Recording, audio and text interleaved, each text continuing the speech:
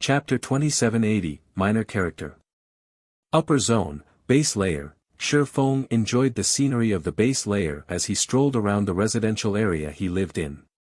Contrary to his expectations, he did not see any of the paradisiacal sceneries depicted in the rumors spread in the outside world.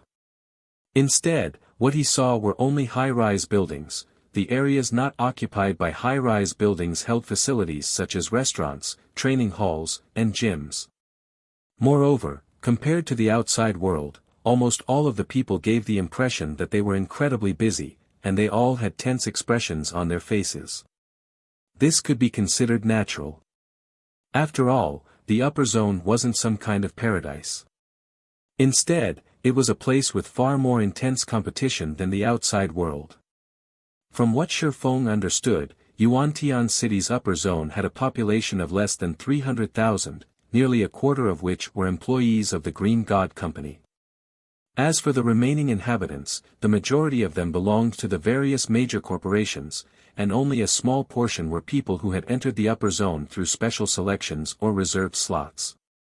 Meanwhile, unlike what the general public thought, one wouldn't live a carefree life after entering the upper zone. On the contrary, one would face even greater pressure than when they lived in the outside world. The reason for this was the upper zone's ridiculously high cost of living. Just the matter of food already gave Feng a headache. Even the most basic meal cost 30 points, equivalent to 300,000 credits.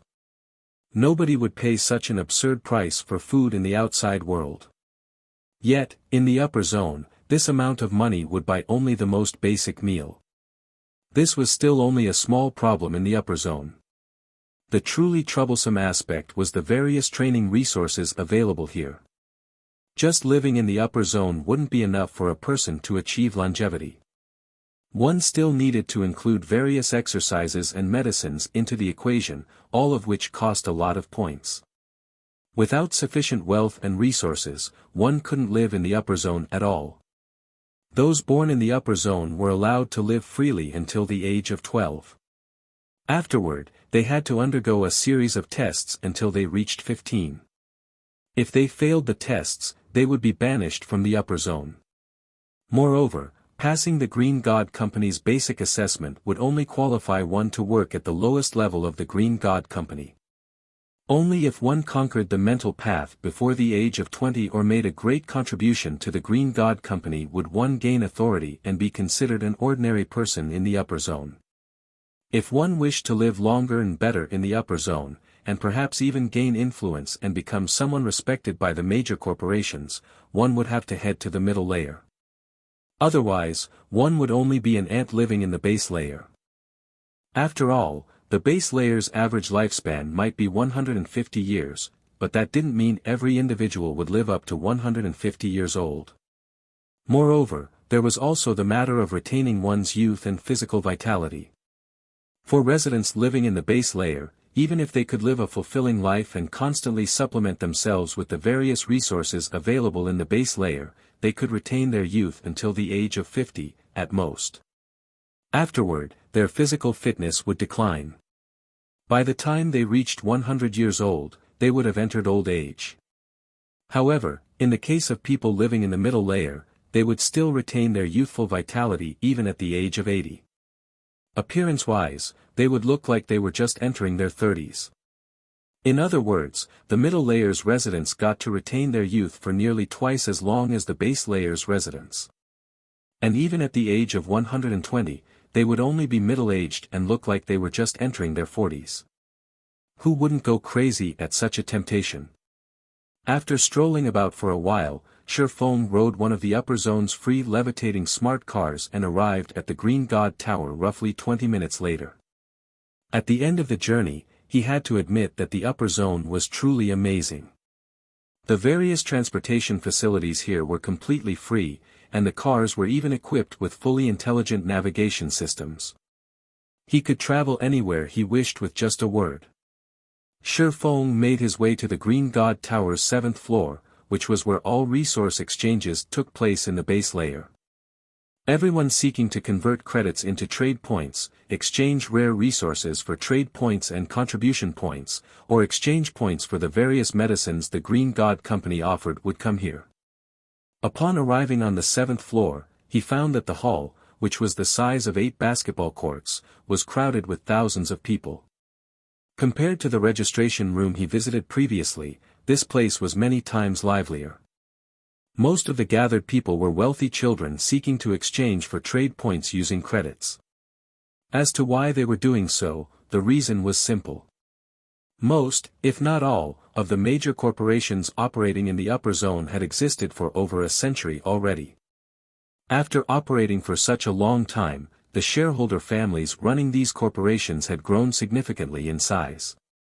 At this point, with how large the shareholder families' population had become, these families would be fortunate to put their children into the upper zone. In addition, the resources the Green God Company sought were all incredibly rare and valuable. For the sake of their own future in the upper zone, the various corporations wouldn't let the children of their shareholder families casually exchange resources for points at all.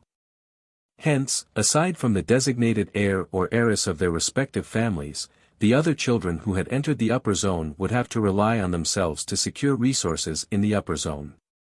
However, as most of these children were not particularly talented, they naturally didn't have the means to get the necessary resources or achievements to earn themselves a lot of trade points and contribution points. They could only visit the exchange center every day to exchange for trade points using credits. As a result, despite the Green God Tower's exchange center being open 24/7, there would almost always be people lining up before the credit area's exchange counters. If news of such a scene were to reach the outside world, jaws would definitely drop. After all, every one of the wealthy children lining up in the exchange center was a prince or princess of a major corporation. Normally, they would have numerous people at their beck and call. Yet, in the exchange center, they had no choice but to behave like normal people and stand in line themselves. And even more surprisingly, none of these wealthy children in the queue was making a fuss. Unlike the credit area, there was only one exchange counter in the contribution area. Usually, almost nobody stood before this exchange counter, and anybody wishing to use its services could do so without having to wait. However, when Feng approached the contribution area, 2 people were already standing before the exchange counter there. Moreover, he actually recognized both of them. One of them was none other than Feng, the heir of the 5 States Corporation. Out of all the corporation heirs Feng had met before, Feng had the most exaggerated physical fitness. Feng also did not behave like the typical princeling of a major corporation. The person standing behind Feng was the butler Zhuolinqiu. "Young master, now that we've completed the Green God Company's assignment, I believe your total contribution points will reach 60,000 once the evaluation is complete and enter the top 10 rankings. If we factor in the corporation's decision to support you fully this time, I'm certain you'll be able to enter the top 3 in the contribution competition this time," Zhuolinqiu said excitedly. The contribution competition was held once every 3 months. The top 3 of the competition would gain the right to stay in the middle layer. Although the duration of the stay was only 3 short months, this was also one of the few ways the various corporations could gain access to the middle layer. Meanwhile, so long as Feng entered the middle layer, he could acquire resources that were far superior to what was available in the base layer. At that time, his status in the upper zone would immediately skyrocket. However, Feng remained indifferent to Zhuolinqiu's words. Shaking his head, he said, "While I am confident of getting into the top 5, my chances of getting into the top 3 are still slim. The people currently ranked among the top 3 have held those positions for the past 2 years. According to rumors, those 3 people are close to gaining high-grade authority. They will definitely do everything they can to retain their positions, so it won't be easy to surpass them in contributions. In fact, despite not having put in any real effort, they have already accumulated over 100,000 contribution points. If we show signs of trying to compete for the top 3, it wouldn't be strange if their points suddenly doubled or tripled." At Feng's words, Zhuolinqiu fell silent, acknowledging that the top 3 rankers were indeed a cut above everyone else. After all, those 3 people had already monopolized the top 3 positions of the contribution competition for the past 2 years. Trying to surpass them in contributions definitely wouldn't be an easy task. While Feng and Zhuo were conversing, the staff member manning the exchange counter finished calculating Feng's contribution. "Sir, after including the assignment you completed this time, you now have 62,425 contribution points accumulated. You are currently ranked 7th in the contribution competition." 7th? Feng did not feel particularly happy to hear that he was ranked 7th in the competition, taking the result in stride. After giving the staff member a nod, he promptly turned around to leave. The instant Feng and Zhuo turned around, they noticed Feng making his way to the counter. "Why is he here?" Zhuo rubbed his eyes in doubt when he saw Feng, who was dressed in white casuals. The upper zone was a place that countless people sought to enter but couldn't. The guild leaders of many superpowers didn't have the qualifications to enter the upper zone even now.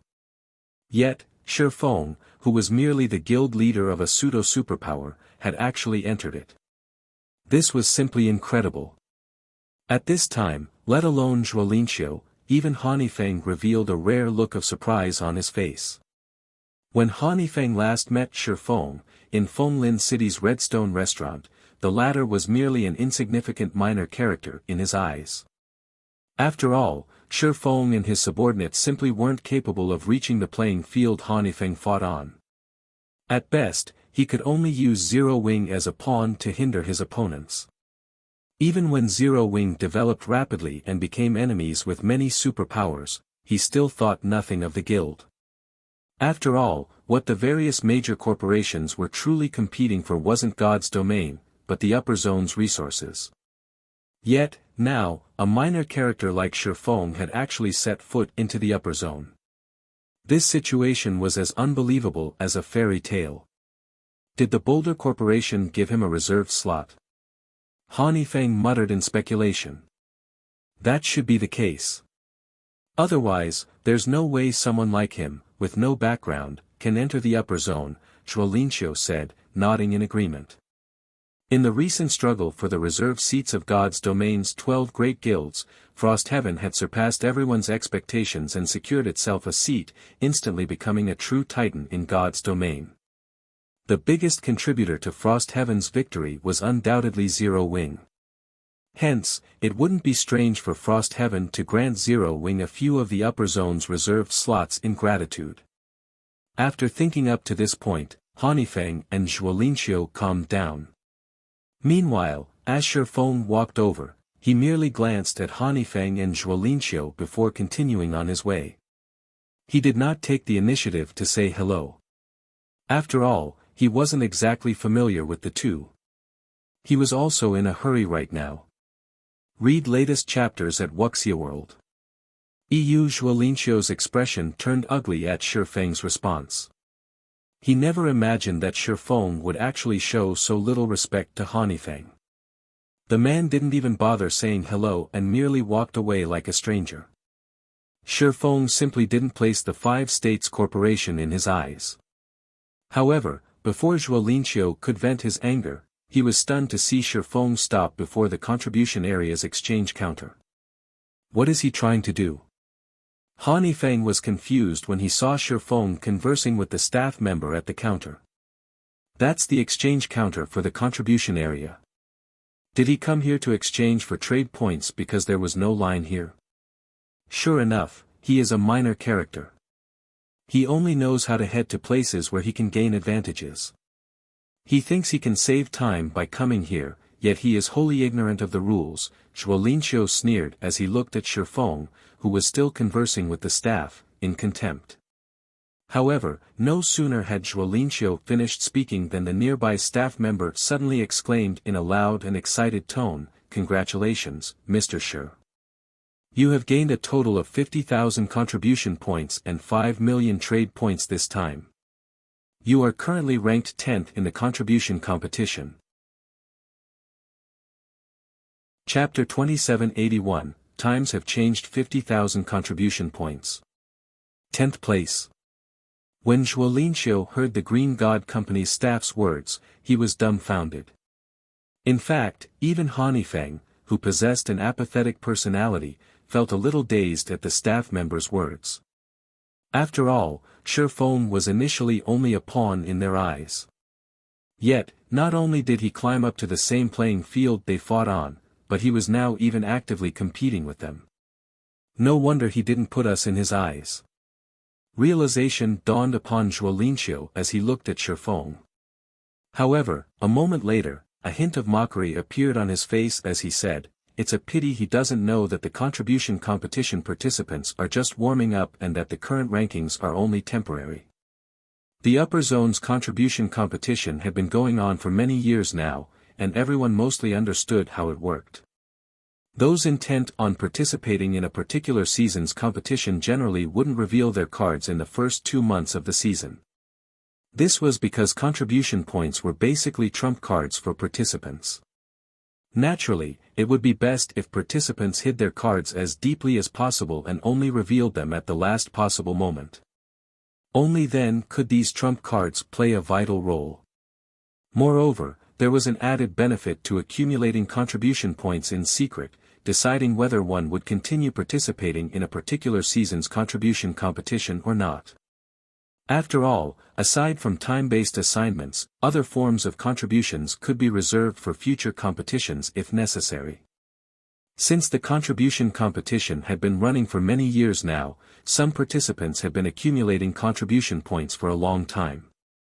These participants were waiting for the fateful day when they would reveal all their cards, instantly securing one of the top 3 positions, and gain access to the middle layer. Meanwhile, the current contribution competition was less than a month long. Hence, the various participants were still testing the waters and had yet to seriously invest their contribution points. The majority of their current points were from completing time-based assignments the Green God Company issued, not from long-term assignments that could be turned in at any time. "Although I don't know why he made such a move, this is a good opportunity for us," Feng said, shaking his head as he regained his calm. "Old Zhuo, go talk to him and tell him I'll buy the remaining points he has kept hidden at double the price." Double the price? Zhuo Linxiu looked at Feng in surprise. Young master, historically, purchasing points at 1.5 times their original value is already pretty high. After all, there is no way these people can secure one of the top 3 rankings. There's no meaning for them to hold on to their points. If other people were to find out that you're offering to purchase his hidden points at double the price, they'd most likely raise their own prices, as well. There were many instances where multiple participants joined hands to compete in the contribution competition. After all, unlike contribution points gained through completing assignments, points gained through other sources could be freely traded in secret. When a competition was about to end, participants who were close to the top 3 positions would often purchase the hidden points of other participants. Naturally, as Feng was aiming for one of the top 3 positions this time, he would also participate in this practice. The exchange rate would be based on the prices of the items sold by the Green God Company. "Just do as I say." The Green God Company announced that the top 20 participants would receive a reward, so many people are trying to compete for the top 20 positions. It is only natural for the price of contribution points this time to be higher, Feng said, shaking his head. According to the information he had obtained, the Green God Company intended to further squeeze the various corporations for their wealth. To do so, the company had intensified the competition by allowing the top 20 participants to exchange for a limited number of items exclusive to the middle layer. Once this information spread, the price of contribution points would definitely increase. However, while a price hike was inevitable, the increase wouldn't be exaggerated either. After all, there were only so many items the top 20 participants could exchange using contribution points. Beyond that purchase limit, whatever contribution points they had remaining would become useless. "I understand." Zhuo Linxiu nodded and walked toward Feng. On the other side, Feng was currently ecstatic. Just a second ago, he had still been a poor bastard in the upper zone.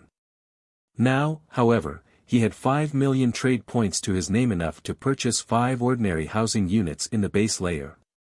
Of course, these points were still insufficient to purchase a large villa in the base layer. However, they were definitely more than adequate for his daily expenditure. At the very least, even after welcoming gentle snow and aqua rose into the upper zone, he wouldn't have to worry about their necessities.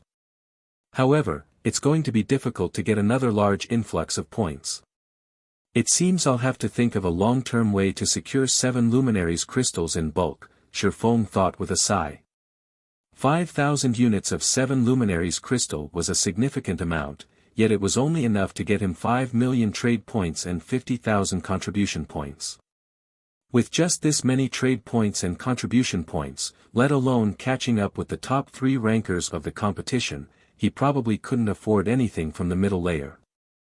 However, for his present self, obtaining more 7 luminaries crystals wasn't much of a challenge. After all, he was currently in the ancient god's domain. The resources available in the ancient era were far more abundant than in the modern era. After verifying on his quantum watch that he had received the 5 million trade points and 50,000 contribution points, Feng planned to head for the upper zone's entrance to receive gentle snow and aqua rose.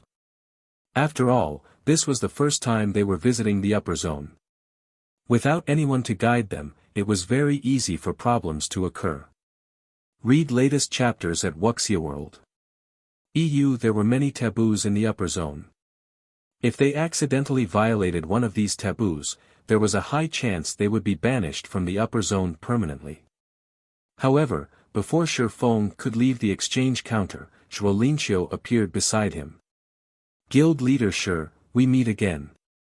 Although Zhuolinqiu felt displeased at Feng's earlier attitude, as Feng's butler, he still greeted Feng politely. Master Zhuo, do you have business with me?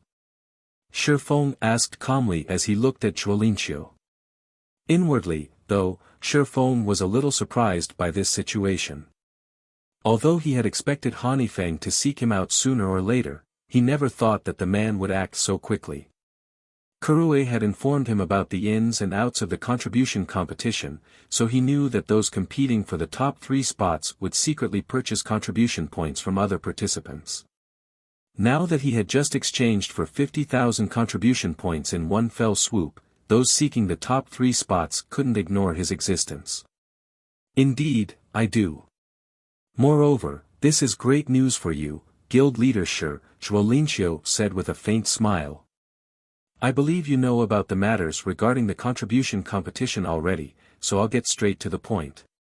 Young Master Han wishes to purchase the contribution points you have yet to turn in. Moreover, young Master Han is willing to purchase them at double their market value. May I know what you think of this, guild leader Chapter 2782, Wealthy Feng, double the market value. Feng was a little surprised when he heard Zhuolinqiu's words. According to Kurue, the transaction price for contribution points would reach 1.5 times the market value at most. Moreover, that was when the contribution competition was incredibly intense. After all, unless one entered the middle layer, it didn't matter how many contribution points one managed to accumulate. Yet, Feng was offering double the market value. Even if the Green God Company would allow the top 20 participants to exchange for 3 items from the middle layer this time, this was still a very high price. After all, the difficulty of getting into the top 3 was simply too great. Before Feng looked into the current top 3 participants, he had still been confident of getting into the top 3. However, after gaining an understanding of those 3 participants, all thoughts of entering the top 3 had disappeared from his mind. This was because those 3 people could instantly gain an additional 1 million contribution points if they grew serious. In other words, if he wished to secure one of the top 3 positions, he would need 100,000 units of 7 luminaries crystal at the very minimum. What did this amount represent? Even if he squeezed the 5 great super guilds and a dozen other superpowers dry, getting such a huge number of 7 luminaries crystals was impossible. Moreover, this was only the minimum requirement to compete for the top 3 positions. Hence, he had no choice but to wait for Zero Wing to grow stronger and set aside trying for one of the top 3 spots for the future. In the current competition, he simply had no chance whatsoever. Even if he was currently in the ancient god's domain, with its more abundant resources, the 7 luminaries crystal was still an incomparably valuable commodity. Moreover, its rarity was not the slightest bit lower than in the modern era. In fact, competition for the 7 luminaries crystal was intenser in the ancient era. From what he heard, the interstellar continent's various powers were similarly purchasing 7 luminaries crystals at astronomical prices. Residents of the interstellar continent could exchange for living resources in the real world using 7 luminaries crystals. In fact, if one collected a sufficient number of 7 luminaries crystals, one could even get promoted from an ordinary civilian to a resident of the core area. Simply put, every player in the ancient era was competing for 7 luminaries crystals. On the other hand, only the major corporations based in upper zones were competing for 7 luminaries crystals in the modern god's domain. The competition over the crystals had nothing to do with ordinary players. In fact, it didn't even have anything to do with ordinary corporations. Hence, even if he were to contest frantically for 7 luminaries crystals in the ancient era, the amount he could get his hands on was unlikely to secure him one of the top 3 spots in the current contribution competition. Now, he would be satisfied so long as he could secure one of the top 20 positions, and he could indeed afford to sell a portion of his additional points. That's right. Double the market value. Guild leader sure, you should be able to see young Master Han's sincerity in this matter, Zhuolinqiu said, chuckling. I can assure you that you won't find another person in the base layer who would offer you such a price. The 5 States Corporation was one of the top corporations in the country. It had deeper foundations than even the Boulder Corporation, albeit by only a slight margin. In addition, the corporation even had a genius like Feng as its heir. It was only a matter of time before the corporation set foot in the middle layer. After giving the matter some thought, Feng replied, I can agree to that price, but I have a condition. Feng's offer would tempt anyone. After all, this was equivalent to receiving a 50% discount on the various products the Green God Company put up for exchange. For Feng, who was currently severely lacking in the upper zone's resources, Feng's offer was heaven sent. Condition? What condition? Zhuolinqiu frowned slightly. In his opinion, the price Feng offered was already quite generous. He never thought that Feng would want a foot after getting an inch. I want to settle the transaction using life potions, phantom potions, or the middle layer's limited products, Feng said. I will not accept anything else, apart from these items. 5 million trade points were already more than enough for him to get by in the base layer, there was no point in getting more. Only the limited exchange items were of value to him. Particularly, the life potion and the phantom potion weren't available in the outside world. Even if he tried to exchange for these items using his authority, he could get only 5 bottles per year. This amount wasn't even enough for his own use, much less sharing it with other people. This condition is too much. You should know that those items can't be bought even with a large number of trade points and contribution points. Zhuolinqiu flatly refused Feng's condition. Nobody in the entire base layer would satisfy this condition of yours. Whether it was the life potion, the phantom potion, or the middle layer's limited items, they were all incredibly precious to the various corporations. No one would casually trade them away. How about I buy them at their original price? Feng suggested. Feng understood that he was indeed asking for a lot with his condition. However, this was also how negotiations worked. Only after both sides agreed on a price could a transaction take place. Zhuolinqiu fell speechless at Feng's response. He felt that Feng didn't understand his previous words at all.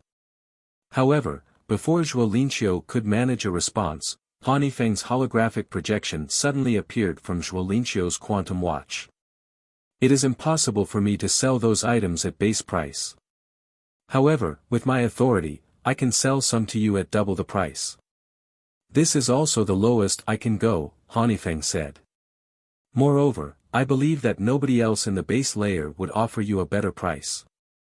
That works.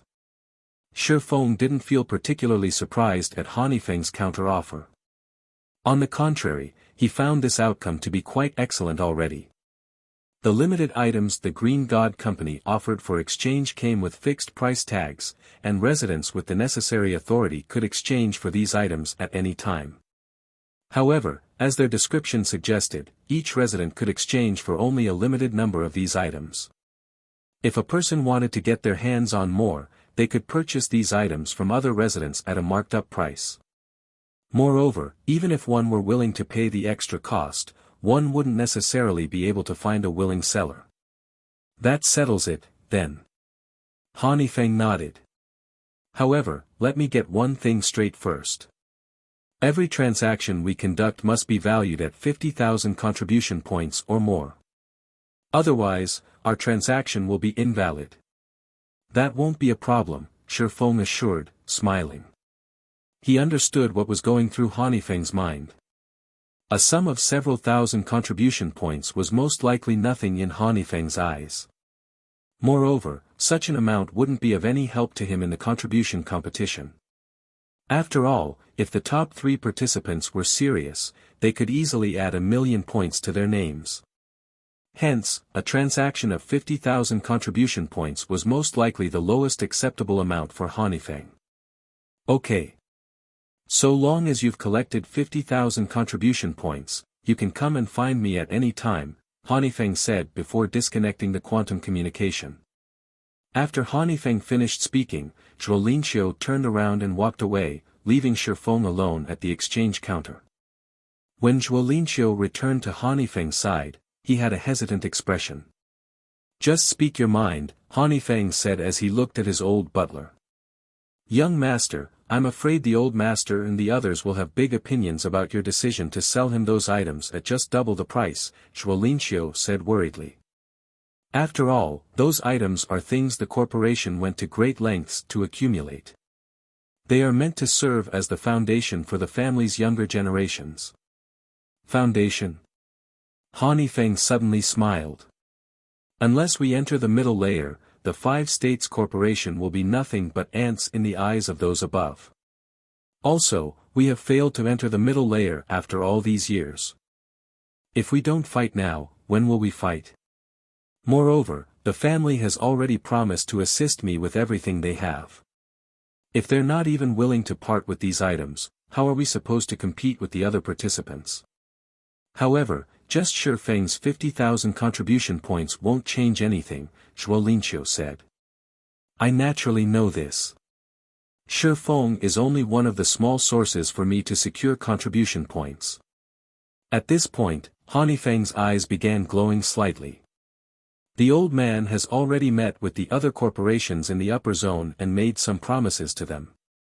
I believe he should have no problem securing 700,000 or 800,000 contribution points for me. Afterward, it'll depend on whether I can complete the Green God Company's bounty. So long as I succeed, I am certain I can enter the top 3. He was hell-bent on winning the contribution competition this time. Meanwhile, after Feng and Zhuo Linxiu left the exchange center, Feng made his way to the item exchange counter. Compared to the contribution points counter, the item exchange counter had many more people lined up before it. After waiting in line for around 15 minutes, Feng exchanged for 5 phantom potions and 5 life potions, as well as 5 strengthening potions, which cost the same as the phantom potions and life potions. In the end, he spent a total of 75,000 trade points. In the outside world, that was already equivalent to 750 million credits. The strengthening potion was considered the least promising product in the upper zone because it had only one function, the strengthening of the user's physical fitness. However, residents in the upper zone would have their physical fitness automatically raised to a certain level, even without any training. If one combined this effect with daily exercise, they could elevate their physical fitness to astonishing levels. Hence, there was simply no need to spend 5,000 trade points to exchange for a strengthening potion. Nevertheless, Feng naturally believed it was better for him to raise his physical fitness as quickly as possible. After all, the stronger his physical fitness became, the easier it would be to improve his brain activity. Often, when Feng gained enlightenment and achieved a qualitative improvement in his techniques, he would find himself facing various problems stemming from his inadequate physical fitness. Had he been as fit as Feng during those times, he wouldn't have faced any problems at all. Hence, he felt that it wasn't a loss to spend 25,000 trade points for 5 strengthening potions. Not to mention, he could already be considered a wealthy person in the base layer. It's almost time to pick up Qingxue and Aqua. After taking a look at the time, Feng promptly departed the Green God Tower and hurried over to the upper zone's entrance. Read latest chapters at Wuxia World. 2 hours later, a levitating car stopped at a designated parking lot before the gigantic metal door serving as the upper zone's entrance. 4 people, 1 man and 3 women then alighted from the car. They were none other than Lei Bao, Liang Jing, Bai Qingxue, and Aqua Rose. As to why Lei Bao had come along, it was as a precaution. After all, many powers were currently targeting Zero Wing. Meanwhile, Liang Jing, someone with little combat power, was unsuited for going out alone. Hence, Lei Bao would usually accompany her whenever she left Zero Wing's headquarters. Ordinary bodyguards would have little to no use against the opponents Zero Wing faced. So, this is the upper zone. Liang Jing was surprised when she saw the vast steel wall at the upper zone's entry. Even Lei Bao was surprised by the sight. He never thought that the rumored upper zone would have such an appearance. Chapter 2783, Era of Hegemony Upper Zone, Entrance. While Liang Jing and Lei Bao were shocked by the sight before them, Feng, who had been waiting quietly by the entrance for some time, approached them. How is it? It's different from what you imagined, right? Feng asked, smiling faintly as he looked at the two. Their expressions and thoughts were exactly the same as his when he first arrived before the upper zone. Guild leader, how is the upper zone? Liang Jing asked as she looked at Feng. Is it as amazing as the rumors make it out to be? There were many rumors circulating in the outside world about the upper zones. Nobody was allowed to go near the upper zones without permission despite them being in the middle of bustling cities. Hence, while everyone knew of the upper zone's existence, no outsider truly understood them. In fact, there was not the smallest piece of official news on the upper zone in the world. The information everyone knew came only from rumors. Lei Bao couldn't help pricking up his ears at Liang Jing's question. To him, the upper zone was a place he never even dared to dream of visiting. After all, even world champions in fighting couldn't visit it. It's amazing. Feng replied with a smile. It's even more amazing than the rumors make it out to be. The people inside can constantly grow stronger physically without doing any training. So, is it true that even world champion level fighters are not a big deal in the upper zone? Lei Bao asked when he heard Feng's words. The fact that a place could automatically improve a person's physical fitness was simply unbelievable. This revelation thoroughly shattered his view of physical training. That rumor is slightly exaggerated, but it's not far off from the truth either, Feng replied, not trying to conceal the truth. Even without physical training, the upper zone's residents can still achieve a physical fitness rivaling Henglian masters. With some systematic training, their physical fitness becomes even more astonishing. It's actually such an amazing place. Lei Bao was shocked. He had undergone plenty of intense training to achieve his current physical fitness, yet the upper zone's residents could easily accomplish a similar feat without any training. Who would possibly believe this? However, Lei Bao knew that Feng wouldn't lie to him, so this inflicted an even greater shock. All of a sudden, Lei Bao felt as if he had lived his life for nothing. He felt as if all his previous efforts were nothing but a joke. Master Lei Bao, no need to be discouraged. Looking at Lei Bao, who suddenly grew disheartened, Feng said, Zero Wing will also develop in the upper zone in the future. At that time, it won't be just Qingxue, Aqua, and myself who can enter this place. I will let many more people join us. Just like those international corporations, we will treat the upper zone as our headquarters. Although Feng did not speak loudly, both Lei Bao and Liang Jing gasped involuntarily at his words. At the same time, a hint of anticipation and excitement flashed in their eyes. If anyone else had made this statement, they would have most likely treated it as a joke. However, Feng was someone who constantly worked miracles, having single-handedly developed Zero Wing to its current scale. Moreover, he never did anything he was not confident of succeeding in. His declaration meant that he had some way to achieve this goal. Zero Wing will also develop in the upper zone in the future. Liang Jing couldn't help growing excited when she looked at the distant steel wall. If Zero Wing really accomplished this feat, it would truly become a powerful existence. At that time, even ordinary superpowers would be a joke to the guild. Lei Bao clenched his fists in excitement and anticipation. He felt that his decision to join Zero Wing was the wisest choice he had made in his life. These 3 bottles here are strengthening potions. Liang Jing, take 2 back and give them to Fire and Violet, Feng said as he took out 3 strengthening potions and handed 2 to Liang Jing. He then turned to Lei Bao and said, Master Lei Bao, you take 1, as well. I believe that you should be able to go a step further with this strengthening potion. Fire Dance and Violet Cloud normally trained their physical bodies very seriously. The 2 of them also possessed incredible talent in this regard. Unfortunately, due to insufficient resources, their improvements had been gradual. With the strengthening potion's assistance, their development would no longer be hindered. As for Lei Bao, he also possessed excellent talent. Unfortunately, as he had always been a lone wolf, he never managed to get his hands on any resources and could only rely on hard work. However, he had reached the point where he couldn't improve further through hard work alone. Although Feng had previously given Lei Bao several bottles of S-rank nutrient fluids, which allowed him to improve his physical fitness significantly, it was evident that S-rank nutrient fluids alone couldn't fully bring out Lei Bao's potential. However, with the strengthening potion, Lei Bao might be able to go a step further and become a half-step Henglian Grandmaster. Meanwhile, if Lei Bao succeeded, then Zero Wing would gain an additional layer of protection. Thank you, Guild Leader. I won't disappoint you. Lei Bao's eyes shone with gratitude as he looked at Feng. He had heard of the strengthening potion before. This thing was basically treated as a divine item in the fighting industry. Just 1 bottle could allow a person's physical fitness to undergo a qualitative transformation.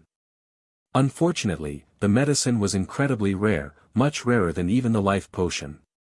According to rumors, even grandmaster martial artists had difficulty getting their hands on a bottle. In fact, some grandmasters would even put their lives on the line just to get their hands on it. Yet Feng not only took out 3 bottles but even gave him 1. How could Lei Bao not grow excited in this situation?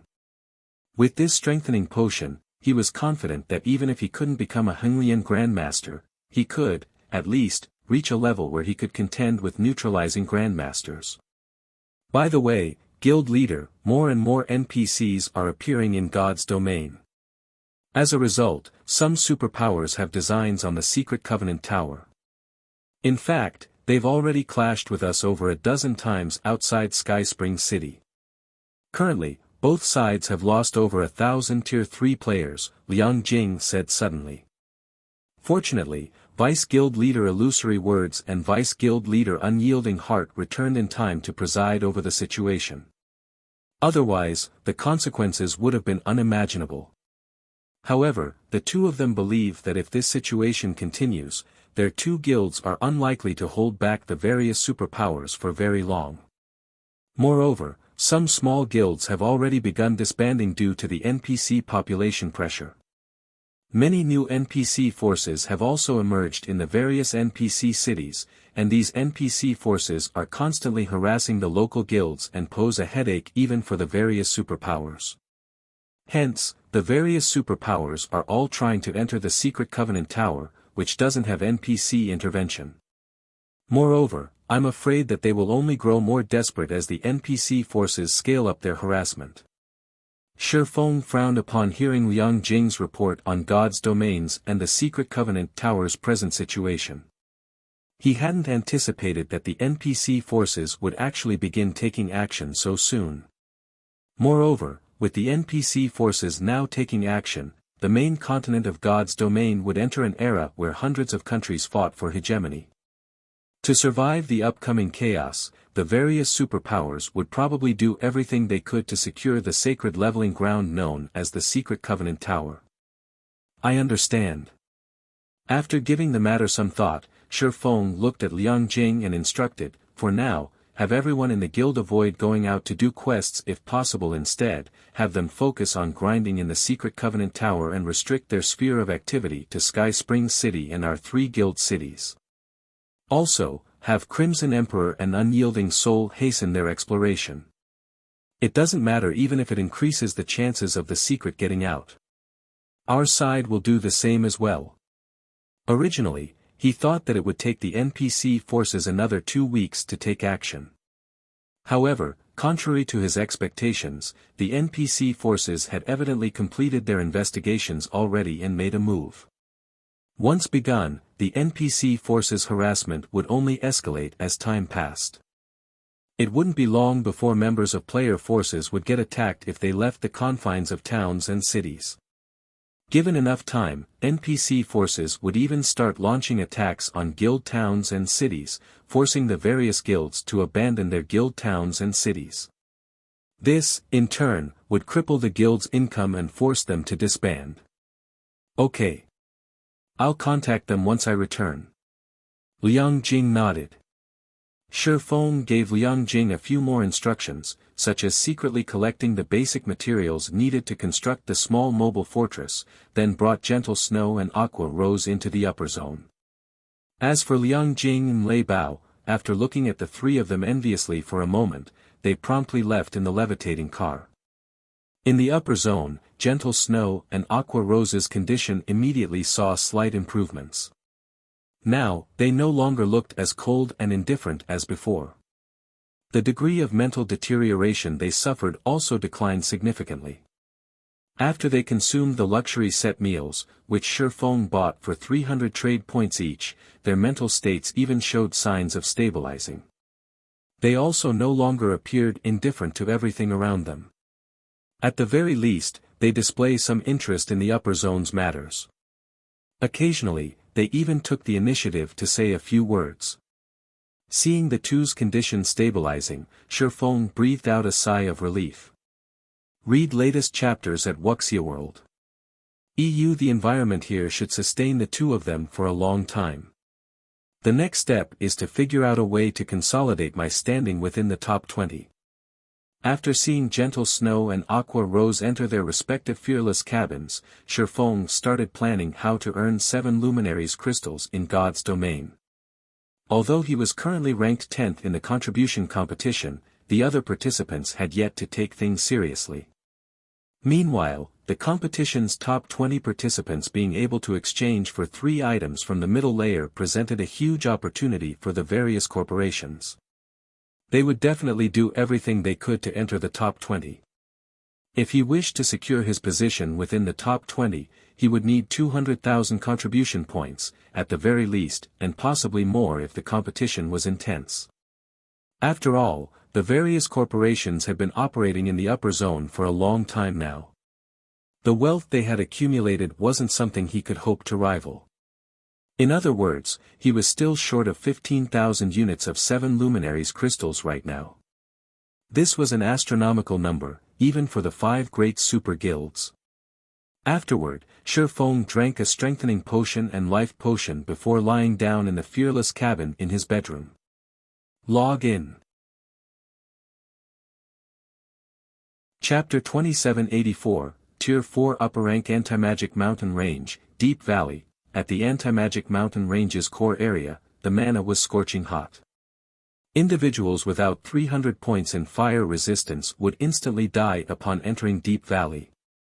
In addition, plenty of level 140 Great Lord ranked monsters occupied this place. Due to the environment, native Lord ranked monsters could exert power on the level of Great Lords, while Great Lord ranked monsters could exhibit combat power at the standard of Grand Lords. Let alone players, even Tier 4 NPCs of the same level wouldn't dare come here. However, a black shadow was currently flying through the flame-filled magma valley with over 100 Great Lord-ranked magma colossi on its tail. All of these magma colossi were over 10 meters tall.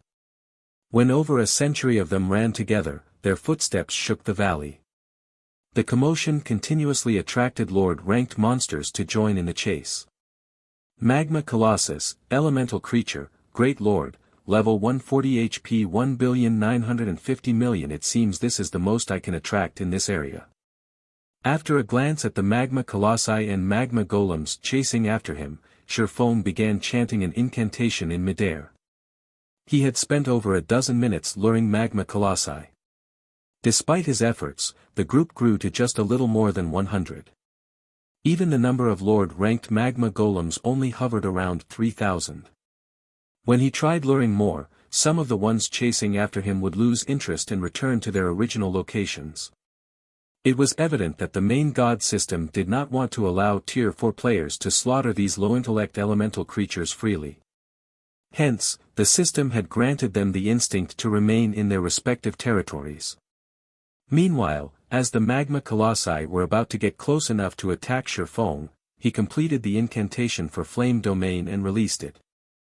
Originally, Flame Domain was only an AoE offensive spell, its range and power weren't comparable to large-scale destruction spells. Even so, it still possessed incredible power. However, Feng's mana domain, mana quality, and the environment here had buffed Flame Domain to the point where it rivaled Tier 4 large-scale destruction spells. Even though the Magma Colossi and Magma Golems possessed high elemental resistance as elemental creatures, in front of absolute power, their HPs still fell rapidly. The monsters lost over 16 million HP every second. Moreover, the damage even increased by 20% every second. By the time Flame Domain's 7-second duration ended, the Magma Golems were already in tatters, they had clearly fallen into a heavily injured state. The Magma Colossi, though, fared much better, as they had lost only around 100 million HP and nothing else. If only I had a great wizard here. Just one Tier 4 curse would be enough to deal with the Lord-ranked rabble. Afterward, all I would have to do is focus on dealing with the Great Lords. Feng felt a little frustrated as he looked at the heavily injured Magma Golems. He had been grinding for 6 consecutive days now, and he had basically wiped out the monsters in the anti-magic mountain range's outer and inner areas. Now, he was left with only the monsters in the core area to grind for EXP. However, the majority of the monsters here were only at the Lord rank, and they awarded him with barely any EXP when killed. Moreover, they took the most time to kill due to their numbers. Fortunately, he had quite a few AoE skills at his disposal. The 7 Luminaries Ring's Flame Domain was especially helpful. Without these skills, he would have collapsed from exhaustion just dealing with the Lord-ranked Magma Golems. The next moment, after casting Flame Domain, Feng followed up with Lightning Edge. This Lightning Edge was completely different from the Lightning Edge he had used in the past. When he executed the skill now, it looked as if he had summoned a raging river in the sky, one that covered 200 yards. When the raging river flowed across the crowd of monsters, the weakened Magma Golems were instantly killed. The power of the skill was not the slightest bit weaker than that of Tier 4 skills. Lightning Edge was capable of exhibiting such power now because Feng had already upgraded it to the limits of Tier 3. The skill's current power was worlds apart from when it was still at Tier 1 and Tier 2. Of course, the amount of EXP Feng had to invest in the skill was astronomical. This was also why despite having grinded for 6 consecutive days, Feng had only reached 53% of level 138. Otherwise, he would have long since shot past level 140. However, Feng didn't really care about losing so many levels. After reaching Tier 4, levels were no longer that important to players. For Tier 4 players, reaching level 150 or even level 200 was a simple task. After all, they could earn EXP many times faster than Tier 3 players. In front of a Tier 4 player, Great Lord-ranked monsters that Tier 3 players had difficulty dealing with were no different from common monsters. They merely had more HP and took more time to kill. Despite this being the case, during Feng's previous life, one would often see Tier 4 players stuck at around level 130, even though Tier 3 players had reached level 145 already. The reason for this was simple. After reaching Tier 4, players would no longer gain significant improvements by relying on epic weapons and equipment, only fragmented legendary weapons and equipment could help. Meanwhile, apart from obtaining fragmented legendary items, one other way Tier 4 players could improve their combat power by a large margin was through Tier 4 skills and spells. Hence, after reaching Tier 4, anyone with brains would search for Tier 4 skill and spell books. This was especially true for Tier 4 magical classes. A Tier 4 spell book was more valuable than several pieces of top-tier epic weapons and equipment. Of course, due to the rarity of Tier 4 skill and spell books, not all Tier 4 players would be lucky enough to invest their EXP into nurturing their skills to Tier 4.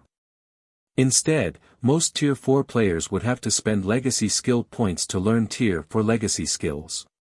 Such players would be fortunate to have 3 or 4 Tier 4 skills in their arsenal. This was also why most independent players who reached Tier 4 would possess high levels, while the various large guilds Tier 4 experts would have low levels.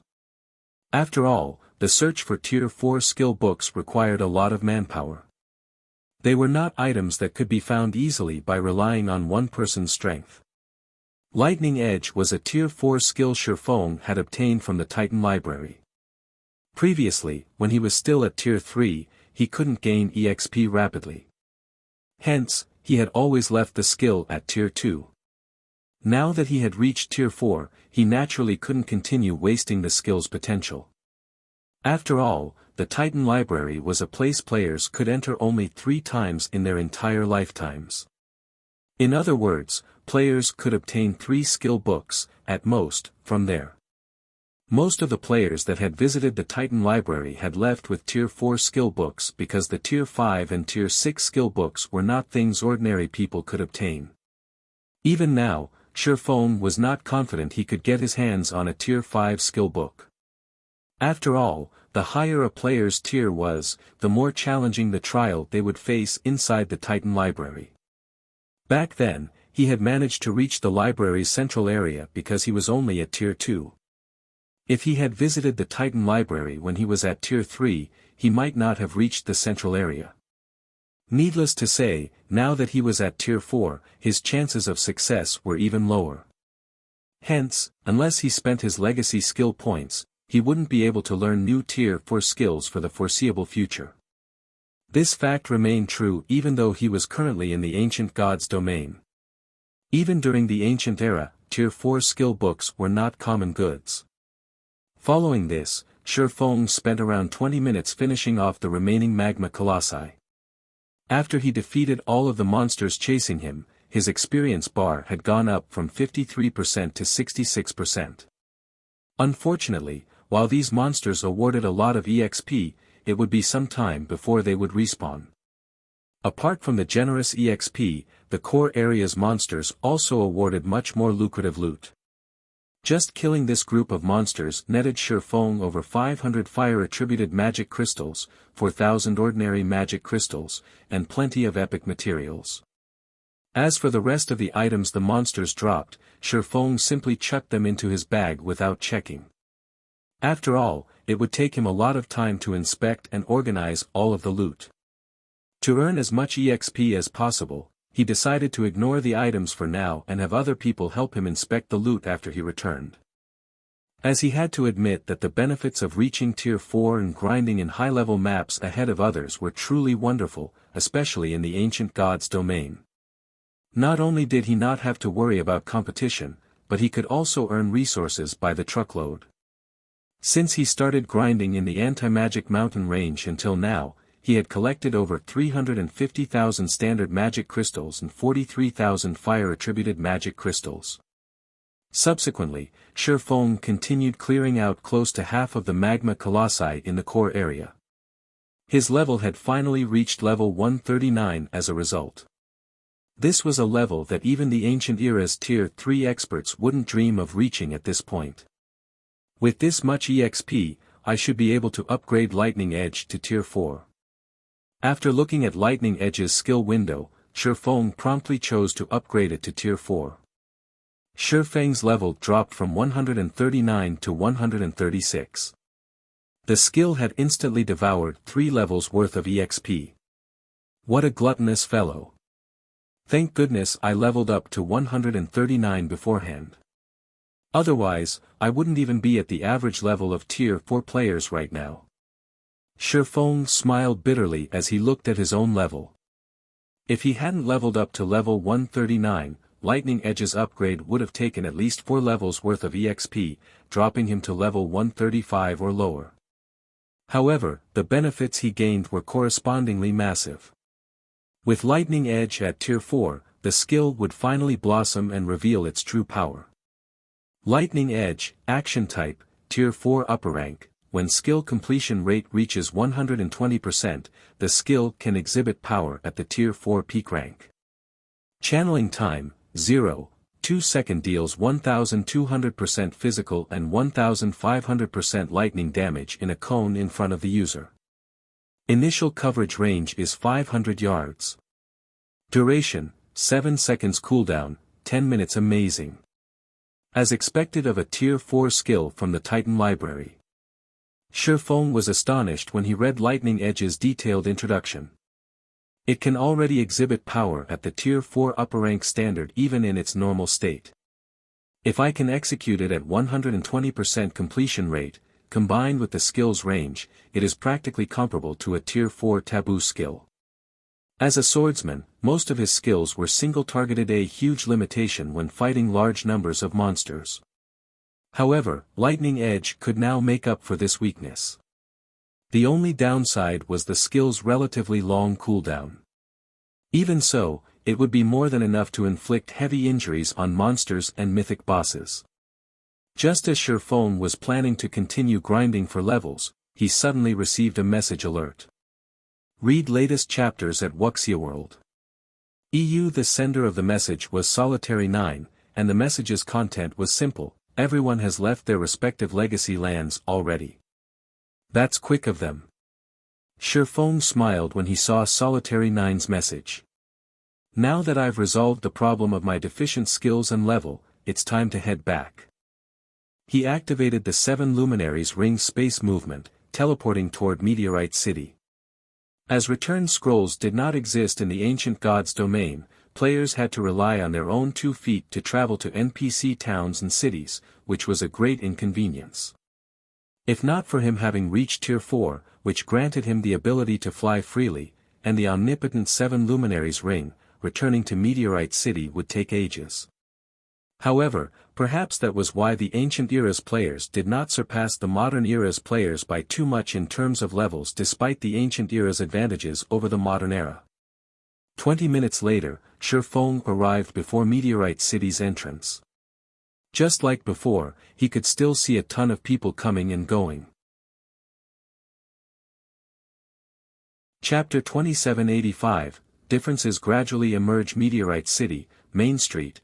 As Feng walked through the city's main street, he noticed a visible change in the city's players. The number of Tier 3 experts roaming the main street was around 10% more than before. While this increase didn't seem significant, if one street saw a 10% increase to its Tier 3 traffic, then the other streets should have experienced a similar increase as well. In other words, Meteorite City as a whole had gained a 10% increase to its Tier 3 player population. In the case of Meteorite City, such an increase meant that the city had gained over 100,000 more Tier 3 experts, a number that probably exceeded even the total of the 5 great super guilds' Tier 3 experts. Aside from the Tier 3 player population, another evident change had also occurred to the city's atmosphere. To be precise, an atmosphere of tension and excitement now enveloped the city. Before Feng could start looking into the city's situation, though, he overheard a conversation between several Tier 3 experts in a nearby open-air bar. Crap. My application actually got rejected. I'm a level 131, Tier 3 ranger, for God's sake. Any other adventurer team or guild would be more than happy to welcome me with open arms. Skyflare is simply too arrogant, a tanned, robust youth snarled. A level 132 middle-aged man carrying a round shield shook his head and chuckled at the male youth's complaint. You're not the only one. The number of Tier 3 expert Skyflare is rejecting currently ranges between 700 to 1000 daily. Less than 10% of those who apply at Skyflare actually get in. Moreover, Skyflare's recruitment criteria are growing stricter by the day. That's right. The present Skyflare is no longer the same as before. It already has 4 Tier 4 experts. Moreover, according to insider information, 2 of them managed to reach Tier 4 thanks to the Crystal of Souls and Soul Water. From what I heard, Skyflare still has plenty of Crystals of Souls and Soul Water, a level 131, Tier 3 assassin youth said, agreeing with the middle-aged man's words. I heard that one of those 2 newly promoted Tier 4 experts relied on only the Soul Water to get promoted, the middle-aged man added. The Crystal of Souls is incomparably rare, but it's a different story for the Soul Water. Even Skyflare's normal members have a chance to get a drop of Soul Water. Right now, if you lined up the people trying to join Skyflare, the line would probably extend from one end of the city to the other. I also heard that news of this has reached the neighboring city's Tier 3 experts, and many of them are already making their way to Meteorite City. Once they arrive, the number of Skyflare's applicants will definitely skyrocket. If I'd known something like this would happen, I would have joined Skyflare long ago. Even if I can't get my hands on a Crystal of Souls, I would still be able to get a drop of Soul Water and maybe get promoted to Tier 4 and live a good life in the civilian area, the assassin youth sighed. The Skyflare Adventurer team had recently raised its recruitment standards. Now, even ordinary Tier 3 experts wouldn't be accepted. At the very least, one needed to be at the half-step Refinement Realm Standard or Truth Realm Standard to join. It seems Skyflare has recently developed quite a bit. When Feng overheard the Tier 3 players' conversation, he didn't feel particularly surprised. After all, the Skyflare Adventurer team possessed a bunch of peak experts. In addition, unlike the modern era's experts, the ancient era's experts had long since regarded God's domain as their everything. The combat standards of the players here were far superior to those of the modern era's players. If not for the ancient God's domain lacking means of restoring one's concentration, there would have been many more Tier 4 players roaming the world. After all, the ancient era's players had a massive advantage when it came to getting promoted to Tier 4. Afterward, Feng eavesdropped on a few more conversations about Skyflare's and Meteorite City's current state. From what he heard, he understood that Skyflare was preparing to expand its influence to other NPC main cities, and it was recruiting the necessary manpower to do so. Once it had enough Tier 3 experts, it would most likely make a beeline for the neighboring main cities. As for the local player forces of those main cities, they would probably have difficulty stopping Skyflare's encroachment. This was welcome news for Feng. After all, the stronger Skyflare became, the easier obtaining all sorts of resources would be. After listening in on a few more conversations and finding no more useful information, Feng went to the Silver Hotel. Silver Hotel, high-end room. When Feng entered the room, he found Lifeless Thorn and the others waiting for him. Of the 5 people in the room, 3 looked elated while 2 looked crestfallen.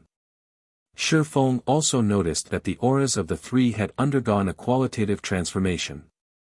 These 3 people were Lifeless Thorn, Solitary 9, and Yu Luo. As the 3 of them did not wear a black cloak to conceal themselves, their Tier 4 life auras were on full display. "Commander, we've let you down," Yenyet said in a depressed tone as she watched Feng walk over. Cleansing Whistle, who stood beside Yenya, was also gloomy. It was evident she felt frustrated over her failure to get promoted to Tier 4. No need to be discouraged. Getting promoted to Tier 4 has never been easy. Even peak experts have a high chance of failure, let alone your present selves, Feng said in consolation. Moreover, now that you know where you're lacking, you can spend this time thinking of ways to address your flaws. I believe it won't be long before you too reach Tier 4 as well. Feng didn't feel particularly surprised by Yenya and Cleansing Whistle's failure. In fact, he wouldn't even have found it strange if Lifeless Thorn and Solitary 9 had failed. After all, the Tier 4 promotion quest truly was a difficult hurdle to cross, one players couldn't overcome just by relying on combat standards. It required players to comprehend Tier 4 skills and spells under time constraints. However, there was a massive difference between Tier 3 and Tier 4 skills. Learning a Tier 4 skill to 80% completion rate within a limited period was an incredibly difficult feat. In fact, a large part of the reason why Feng had managed to complete his own promotion quest was his extensive experience, having undergone it several times before. In comparison, Yenya and Cleansing Whistle did not have such experience. Hence, their failure was very normal. According to past statistics, 99% of the various superpowers core members failed their Tier 4 promotion quest when they challenged it for the first time, most never reached Tier 4. Those capable of reaching Tier 4 had normally experienced 2 or 3 failures before succeeding, with some even having suffered 5 or 6 failures. Hence, Tier 4 could be considered an invisible barrier that thoroughly distinguished players from each other. It was also because of this invisible barrier that an insurmountable gap had formed between the various superpowers and ordinary powers. Upon hearing Feng's words, Yu Luo nodded subconsciously in agreement, as she had very nearly failed her promotion quest this time. Were it not for the Soul Water's help, she definitely wouldn't have finished learning her Tier 4 spell within the allotted time. Guild Leader, can Whistle and I remain here, then? Yenya asked Feng. Unlike the modern God's Domain, players here were not required to search for their legacy land when challenging their Tier 4 promotion quest. They could attempt their promotion so long as they paid the necessary magic crystals. The only problem was that players who failed their promotion quest had to wait 20 natural days before they could challenge it again. This, Feng was at a loss as to how to answer Yenya. I can't say for certain. I don't mind letting you challenge your promotion quests again 20 days later. However, I honestly don't know whether you can remain here for such a long period. The old man did not say how long they could stay in the ancient God's domain. They also didn't know what would hasten their departure from the ancient era. Of course, they weren't completely without options for leaving. Previously, the old man had said that if they drew the attention of the world of God's domain, they would be repatriated to the modern era. In other words, so long as they did something to make the world notice them, they would quickly be banished. One possibility Feng could think of was raiding the Tier 4 infant dragon themselves, without Angelica Teresa's help. Angelica Teresa was a historical figure in the modern God's domain. If the miracle of her slaying a Tier 4 infant dragon disappeared, the world of God's domain would most likely notice them. If even that didn't work, they could just cause a ruckus in the ancient era, such as killing important NPCs and affecting God's domain's history. The world would definitely notice them then. However, Feng didn't know when they could return to the ancient era again in that case. He also didn't know what kind of effects their actions would have on the world. Is that so? Yenya and Cleansing Whistle couldn't help feeling helpless when they heard Feng's answer. If they returned to the modern God's domain, reaching Tier 4 would become many times more difficult. After all, the task of searching for their Tier 4 legacy land was incredibly challenging. Afterward, Lifeless Thorn, Solitary 9, and Yu Luo shared their experiences learning their respective Tier 4 skills and spells with Yenya and Cleansing Whistle. At the same time, the three of them also sought guidance from Feng regarding the combat methods of Tier 4 players. They were especially keen to learn how to utilize environmental mana in combat. After reaching Tier 4, they finally understood just how massive the gap between Tier 3 and Tier 4 classes was. Particularly, the way they controlled mana was completely different. As the first among them to reach Tier 4, Feng naturally had a better understanding in this regard. After Feng taught Lifeless Thorn's group for half an hour, Skyflare's commander, Lionheart, suddenly contacted him. In the ancient god's domain, if two players were too far away from each other, video calls between them would be impossible. At most, they could only exchange messages. The transmission of messages wasn't instantaneous, either. Depending on the distance, the transmission times would also vary. In the aspect of communication, the ancient god's domain was far inferior to the modern god's domain. However, it was this inferiority that made the ancient era feel more like a real world. "Brother Black Flame, you're finally back," Lionheart said, a hearty look appearing on his face when he saw Feng. "May I know when we can meet up?" "We can meet up now. I've already dealt with the matters on my side," Feng replied, smiling. "It just so happens that I need to discuss the previous matter with you." From Lionheart's expression, Feng could tell that the crystals of souls and soul water were of significant help to the Skyflare adventure team. Otherwise, Lionheart wouldn't have contacted him as soon as he returned. Read latest chapters at Wuxia World. Okay. Let's meet in the Skyflare Hotel. "I've already prepared everything on my side," Lionheart said, smiling.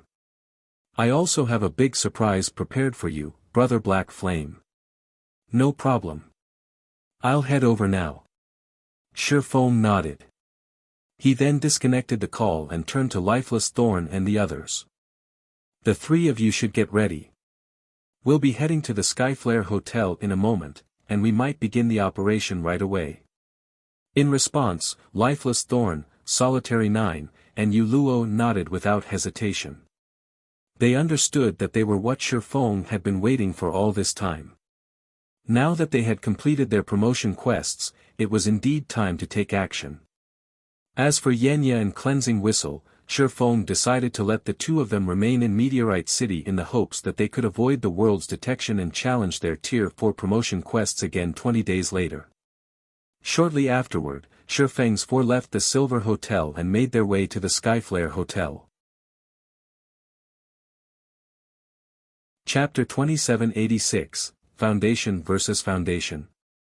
Meteorite City, Skyflare Hotel. Due to the arrival of Feng's group of four, Skyflare's executives had decided to assemble in full. As a result, the conference room serving as the meeting venue seemed a bit crowded despite being the size of a basketball court. Over 100 Skyflare executives filled the conference room, every one of them at level 133 or above. Even the weakest among those present were at the Refinement Realm and Truth Realm standards. The number of peak experts exceeded 20. If Skyflare operated in the modern god's domain with such a force, it would be considered a top adventurer team that even the various superpowers would be wary of. After all, only the superpowers could match such a force. First-rate guilds wouldn't even dream of accomplishing a similar feat. In addition, among Skyflare's executives, 5 possessed incredibly strong life auras, proof that they had crossed the Tier 4 threshold already. Compared to the rumors floating around the city, Skyflare actually had one more Tier 4 player under its command. Of the 3 newly promoted Tier 4 players, one of them was the female assassin Crimson Billow. The remaining 2 were both vice-commanders of Skyflare. One of them was Blood Blade, a level 135 male berserker, while the other was Fated Fern, a level 135 female oracle. "What do you think, Brother Black Flame?" Lionheart asked when he saw Feng enter the room. Pointing at the gathered Skyflare members, he chuckled and said, "These are the elites of Skyflare. Are they to your satisfaction?" "They are indeed excellent." Feng nodded in agreement as he scanned the crowd before him. Smiling, he asked, "Is this the surprise you told me about, Commander Lionheart?" Setting aside the 5 Tier 4 experts, just the 100+ Tier 3 experts present already represented astonishing combat power. Many of these Tier 3 experts sported epic items, with some even boasting fragmented legendary items. It wouldn't be an exaggeration to say that the total number of fragmented legendary items that Skyflare had exceeded that of any individual superpower operating in the modern era. With such a well-equipped team at his command, Lionheart indeed had the qualifications to be proud. Of course not. Lionheart smiled, shaking his head. He then took out an ancient crystal from his bag and asked, "What do you think this is?" After a casual glance at the crystal, Feng immediately revealed a look of surprise on his face. A Tier 5 sealing crystal. Feng couldn't help doubting his eyes as he took in the dark gray crystal in Lionheart's hand. Tier 5 magic scrolls were incredibly rare in God's domain because Tier 5 skills and spells possessed astonishing power. The requirement for sealing them in a magic scroll was incredibly high. Moreover, even if one successfully stored a Tier 5 skill, one would be fortunate if the resulting magic scroll could exhibit half of the skill's original power. A sealing crystal, on the other hand, could perfectly seal skills and spells at the Tier 4 standard or above. Moreover, although sealing crystals were one-time use items, they did not impose any usage requirements. Players could freely use the stored skill or spell at 100% potential. Meanwhile, the darker the color of a sealing crystal, the stronger the skill or spell stored inside. Since Lionheart's sealing crystal was dark gray, the sealed skill or spell was at the Tier 5 standard at the very minimum. That's right. This is indeed a Tier 5 sealing crystal, Lionheart said with a faint smile. We got lucky and came across a visiting high noble from another city. After helping him complete an incredibly difficult quest, we were able to purchase this Tier 5 sealing crystal from him. I believe that with this Tier 5 sealing crystal, our operation will proceed much more smoothly. Indeed. If the skill or spell sealed inside is sufficiently powerful, it might be enough to land a heavy blow on the infant dragon, Feng said, nodding. While it was true that an unrestrained Tier 4 infant dragon was on par with Tier 5 monsters, that was true only for the average Tier 5 monster. A Tier 4 infant dragon still couldn't stop Tier 5 skills and spells that were above average in power. Hence, this Tier 5 sealing crystal could indeed serve as a trump card in the upcoming raid. Skyflare will assist you with everything it has this time, Brother Black Flame. I have gathered all of Skyflare's top experts. We have a total of 124 people, 5 of whom are at Tier 4. We have also finished distributing the teams. For the following operation, we will all listen to your command, Brother Black Flame, Lionheart said proudly. If you have anyone you wish to include in the team, you can freely make adjustments to the team, as well. I really have to thank you for this, Commander Lionheart, Feng said gratefully. While he was somewhat confident of dealing with the Tier 4 infant dragon, he had never actually killed an unrestrained Tier 4 infant dragon. Hence, it wouldn't be strange if their team suffered annihilation. For the Skyflare Adventurer team to give him its full support for such a risky operation required a lot of courage and determination. Nonsense. We are only helping each other, Brother Black Flame. If this operation succeeds, Skyflare will also greatly benefit from it, so how can we not give it our all? Lionheart said. If there are no problems on your side, we can take action at any time. Lionheart understood that their operation this time carried great risks. However, he had decided to go through with it not because he was betting on the low odds of success but to tie Feng to his boat. Both the Crystal of Souls and Soul Water were of considerable help to players in completing their Tier 4 promotion quest. One example of this was Crimson Billow, who had failed her promotion quest before. After using a Crystal of Souls, she had completed her promotion quest on the second attempt. In fact, even Bloodblade and Faded Fern had mentioned that without the help of the Crystal of Souls and Soul Water, they would have most likely failed their promotions. Hence, Lionheart began placing even greater importance on the Crystal of Souls and Soul Water. Meanwhile, If he wished to secure a stable supply of these two items, he had to befriend Feng. As for the infant dragon raid itself, Lionheart didn't really care whether it succeeded or failed. So long as he could tie Feng to his side, he would make a profit. There's no problem on my side. However, we'll need to reorganize the composition of your team, as I am going to add 3 people, Feng said. 3 people. Lionheart looked reflexively at the 3 people standing behind Feng. At this time, the 3 people behind Feng had concealed their auras and information using black cloaks. However, based on the appearances they revealed, Lionheart recognized one of them as Luo, whom he had met at the auction house previously. As for the 2 other people, they should be part of the group that entered Meteorite City with Feng. What surprised Lionheart was that Feng was actually bringing only 3 people for the operation. After all, they were going to raid an infant dragon, a creature known to be invincible against opponents of the same tier. Let alone a team of 100+ Tier 3 experts, even an army of 10,000 Tier 3 experts might not be enough to defeat the infant dragon. Yet, Feng was planning to bring only 3 people to the raid. Emicham. This is my first time visiting Meteorite City, Feng said, nodding. Sorry for the poor display, Commander Lionheart. Nonsense. Since you wish to adjust the team, we naturally don't have a problem with it, Brother Black Flame, Lionheart said, shaking his head. He then invited Feng to the team and passed the team leader's authority to Feng. Afterward, Feng inspected the team's statistics and assigned Skyflare's 5 Tier 5 players to 1 squadron.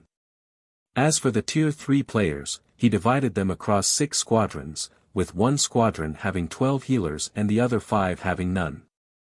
Upon seeing Feng's team distribution, Skyflare's members were inevitably confused.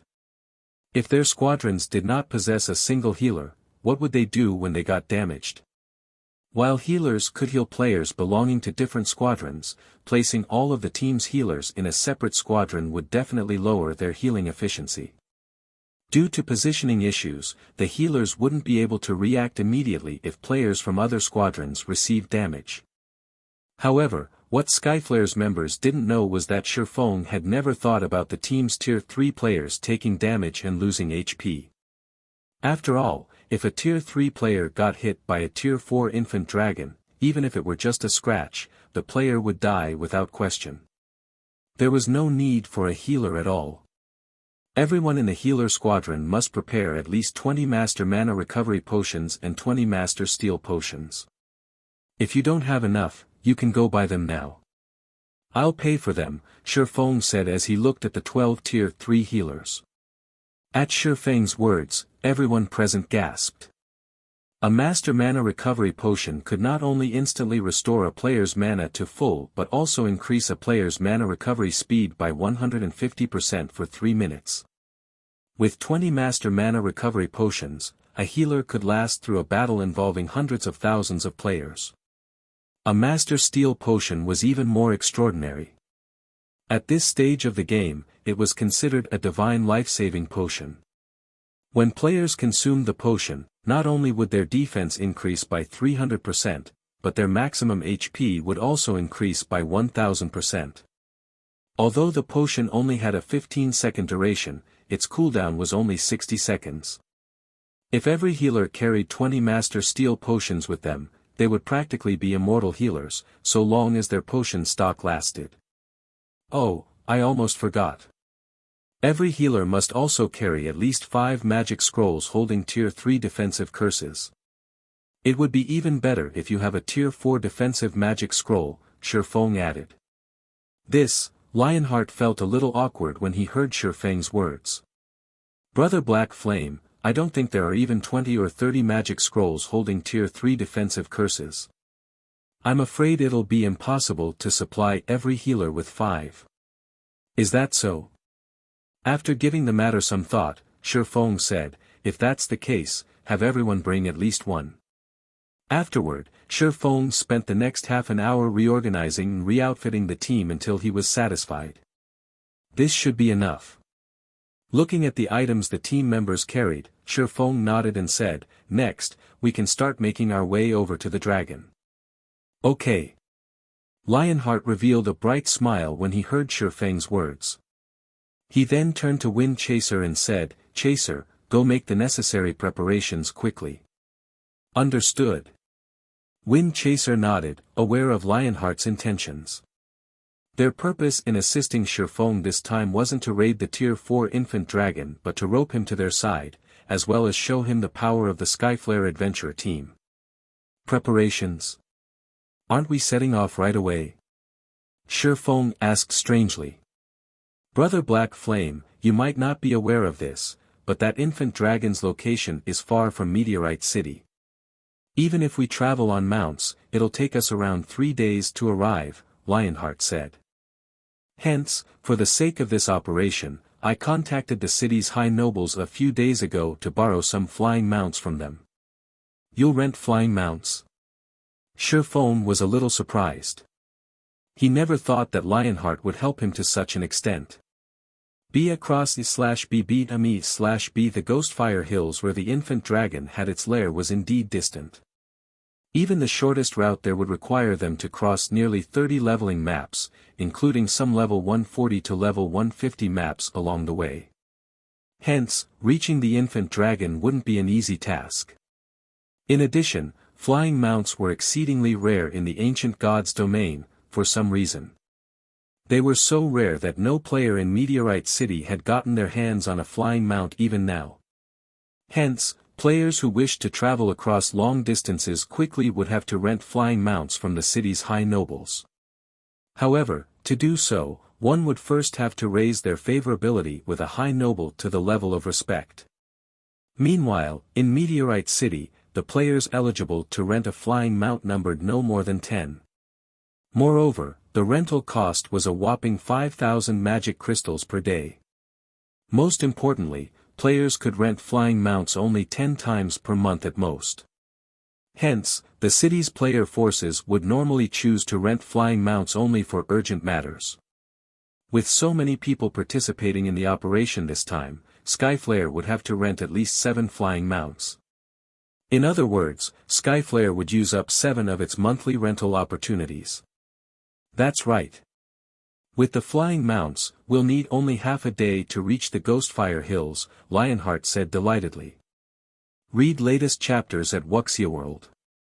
EU. In the entire Meteorite City, he was most likely the only person who would dare make such a generous move. However, Feng shook his head in response and said calmly, there's no need to rent flying mounts from those high nobles. You'll be wasting your rental opportunities. We can just fly there right away. Fly there right away. Lionheart parroted Feng's words in confusion. Emicham. Feng nodded. Smiling, he said, I have a flying tool, so we can fly there right away. There's no need for you to trouble yourself. After saying so, Feng led Lionheart and the others to the Skyflare Hotel's rooftop. Skyflare's bewildered members followed after Feng, trying to figure out what kind of means Feng had that could fly their whole team to the Ghostfire Hills. After all, their team had over 120 people. It would take 7 flying mounts just to transport their whole team simultaneously. However, as Skyflare's executives were whispering among themselves, Feng opened the lid of a pouch hanging at his waist. The next moment, a metallic behemoth over 100 meters in length emerged from the pouch, thoroughly blocking out the sky above everyone. Chapter 2787, Unfathomable Black Flame, a flying ship? How is this possible? Skyflare's members gaped in shock as they looked at the Crimson Dragon flying ship in the sky, unable to get their minds around this scenario. This must be an illusion. Bloodblade declared, his eyes filled with disbelief.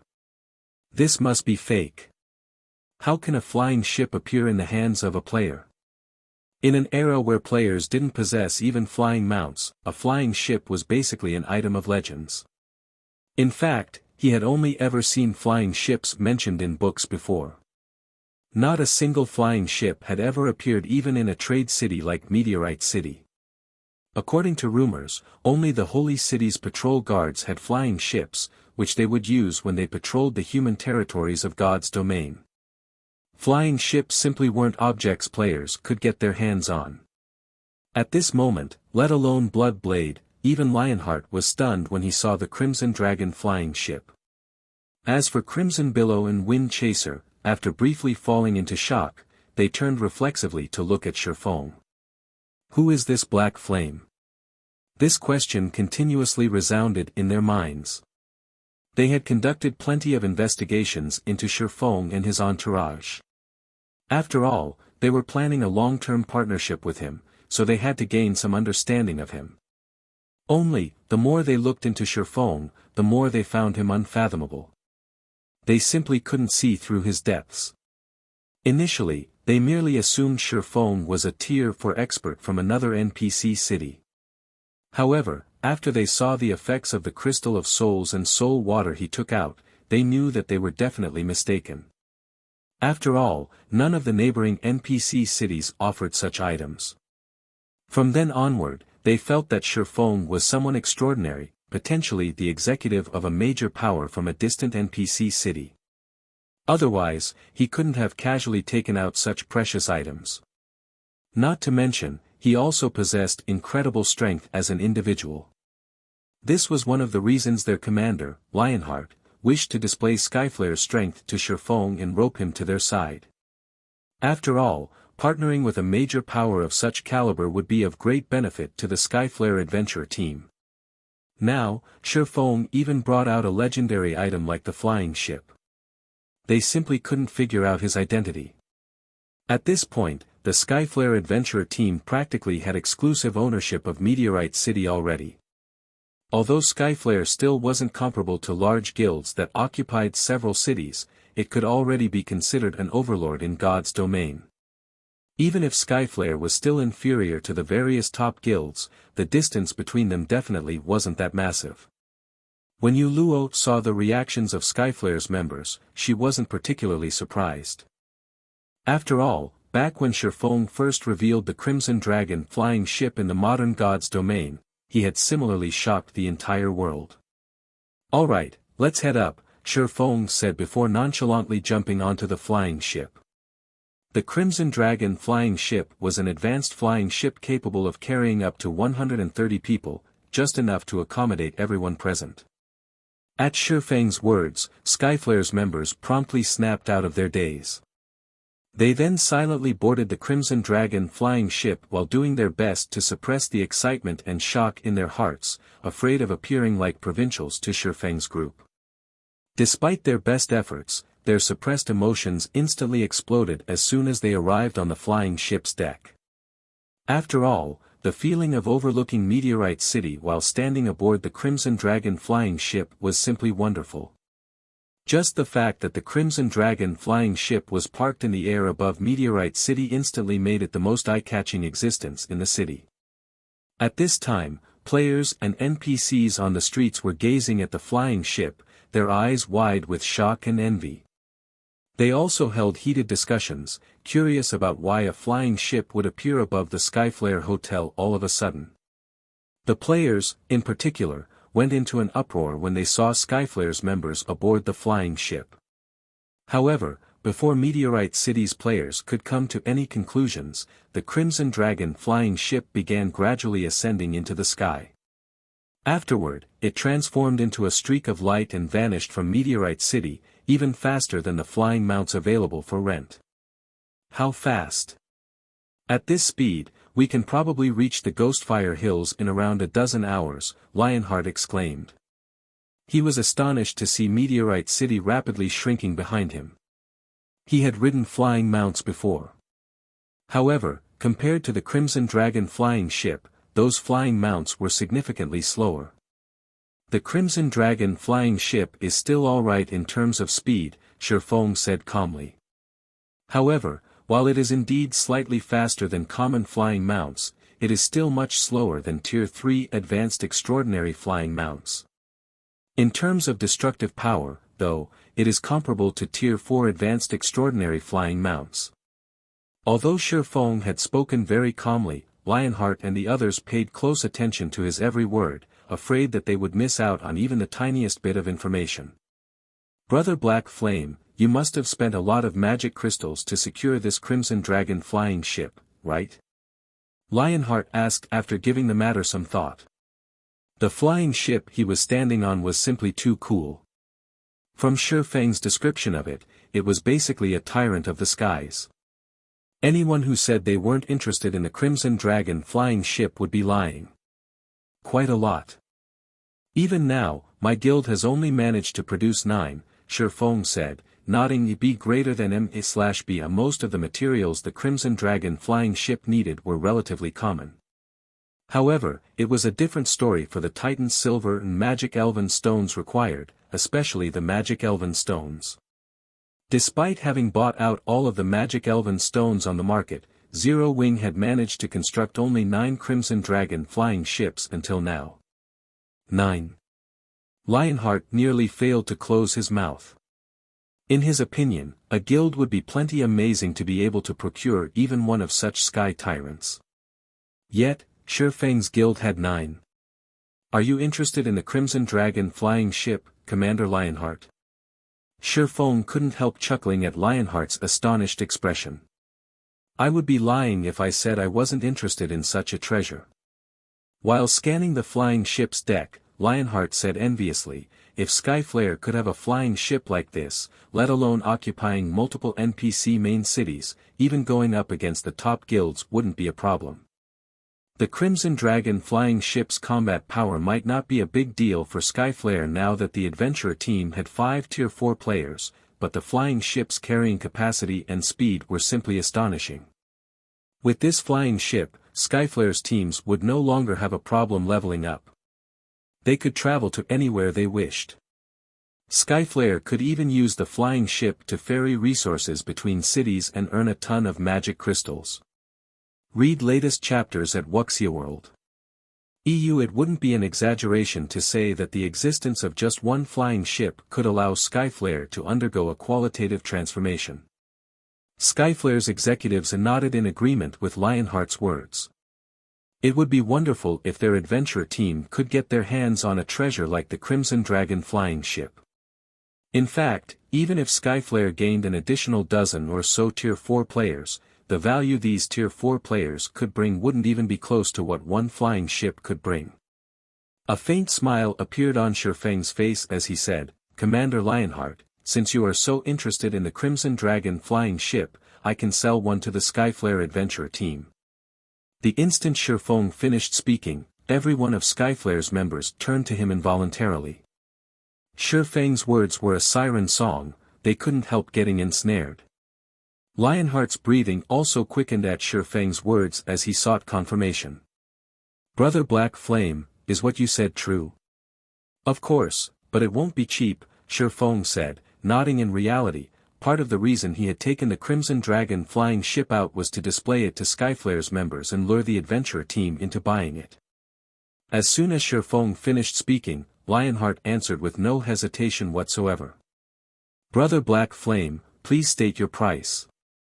So long as you are willing to sell this Crimson Dragon flying ship, Skyflare will do everything it can to buy it. Chapter 2788, Illusory Flames. While Lionheart agreed enthusiastically to Feng's offer, Yu Luo looked at Feng in surprise. She never thought that Feng would actually be willing to sell the Crimson Dragon flying ship. In the modern god's domain, Zero Wing was the sole guild to own flying ships. Many superpowers wished to purchase one from Zero Wing, yet Zero Wing had rejected all offers. Of course, everyone could also understand that decision. After all, Zero Wing could reap more advantages by monopolizing the flying ship than selling it. If news got out that Feng was selling a Crimson Dragon flying ship to the Skyflare adventurer team, the various superpowers operating in the modern era would definitely die of envy. However, what Yu Luo wasn't aware of was that Feng had decided to sell Skyflare a flying ship because matters of the ancient era wouldn't influence the modern era. It was challenging for players of the modern era to visit the ancient era. And even if they managed to travel to the ancient era by luck, they wouldn't be able to stay for long. the number of players that could travel to the ancient era wouldn't be significant either. Likewise, the ancient era's players would have a tough time visiting the modern era. It was unlikely for the two worlds to have any major interaction with each other at this point. To put it simply, even if he sold a Crimson Dragon flying ship to the Skyflare adventurer team, Skyflare wouldn't affect Zero Wing's advantages in the modern era. Hence, he could trade some precious items to Skyflare without worry. Moreover, if Skyflare grew stronger in the ancient era, the adventurer team would also have an easier time collecting the ancient era's various resources for him. After all, he had neither the time nor the strength to establish his own force in the ancient era. In that case, relying on the local powers to secure resources was the next best option. Most importantly, the fewer the people that knew of the secret between the two worlds, the better. Otherwise, be it in the ancient god's domain or modern god's domain, he shouldn't think of living a peaceful life. Commander Lionheart, if you wish to purchase the flying ship, it will cost you 10,000 Titan silver ingots, 1,000 magic elven stones, and 1,007 luminaries crystals. Feng stated his price directly. For the time being, he could already secure more than enough magic crystals through exchanging the crystals of souls and soul water. Compared to magic crystals, he prioritized obtaining materials that were rare in the modern god's domain and 7 luminaries crystals.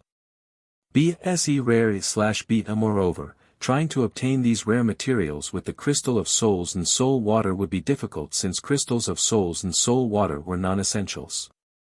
After all, they merely increased players' chances of completing their Tier 4 promotion quest by a little.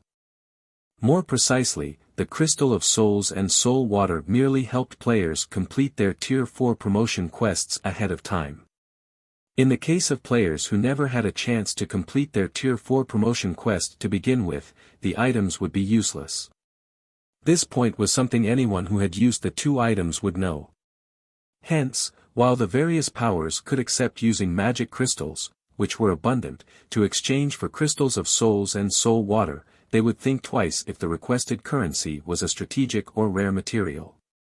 After all, collecting these materials wasn't an easy task, and they were necessary for many applications. These materials basically served as the foundation of the various powers. That much? Lionheart frowned automatically when he heard Feng's price. Although he had known that the Crimson Dragon flying ship wouldn't be cheap, he never expected such a steep price. Titan silver and magic elven stone were precious resources essential to the construction of many buildings and the production of important items. As for the 7 luminaries crystal, it was something all players and powers coveted. The Skyflare adventurer team had gone to great lengths and sacrificed many experts to occupy a small area that generated 7 luminaries crystals. Moreover, Skyflare still had to station over 1,000 Tier 3 experts there to guard the area at all times. Meanwhile, the price of 1,007 luminaries crystals would basically zero out Skyflare's stockpile. Upon seeing Lionheart's reaction, Feng said unhurriedly, "Of course, this is only the first option, Commander Lionheart. You can also consider going with the second option, which is to let me invest in Skyflare and give me 5% of Skyflare's income in the future." 5%? Lionheart pondered Feng's offer carefully.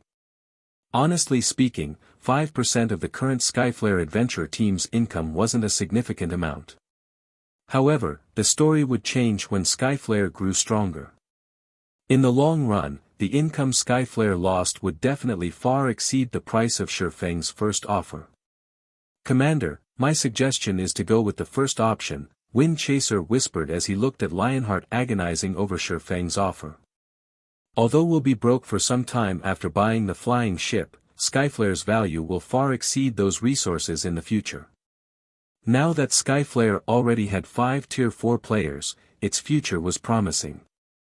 Giving away part of its income for just one flying ship was unnecessary." The other Skyflare executives also looked toward Lionheart, their eyes clearly conveying agreement with Wind Chaser. Taking a deep breath, Lionheart looked at Feng and said, "Brother Black Flame, I chose the first trading option. Once this operation is over, we can conduct the transaction in Meteorite City. However, the amount of materials you need is too significant. While we have enough 7 luminaries crystals, I can't say the same for the Titan silver and magic elven stones. I don't think we can meet your demands even if we take out Meteorite City's stockpile. We can, at most, fulfill 50% of your required amount. May I know if we can make up for the remaining amount using 100 top-tier epic weapons and equipment? This, after giving the matter some thought, Feng said, that's fine as well, but I will accept only level 150 epic weapons and equipment.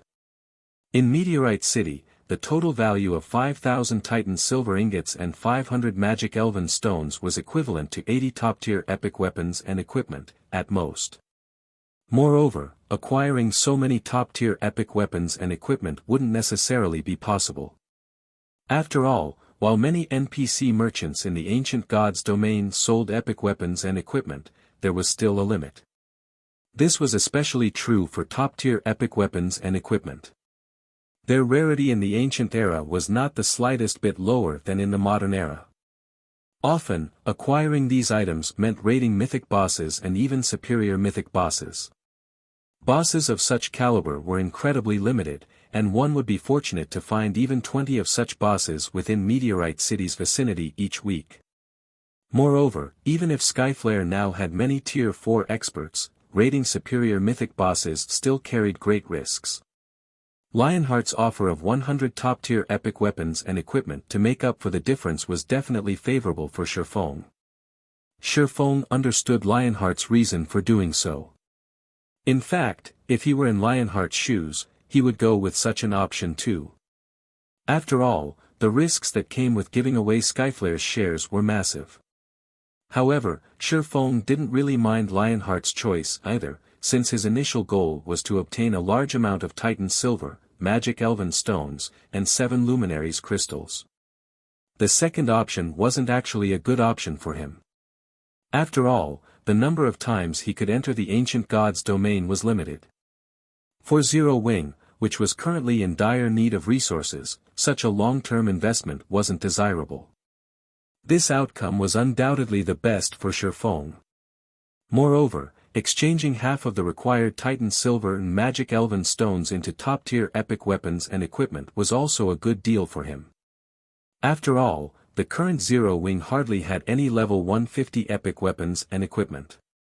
With these top-tier epic weapons and equipment, Zero Wing's executives would also have an easier time completing their Tier 4 promotion quests.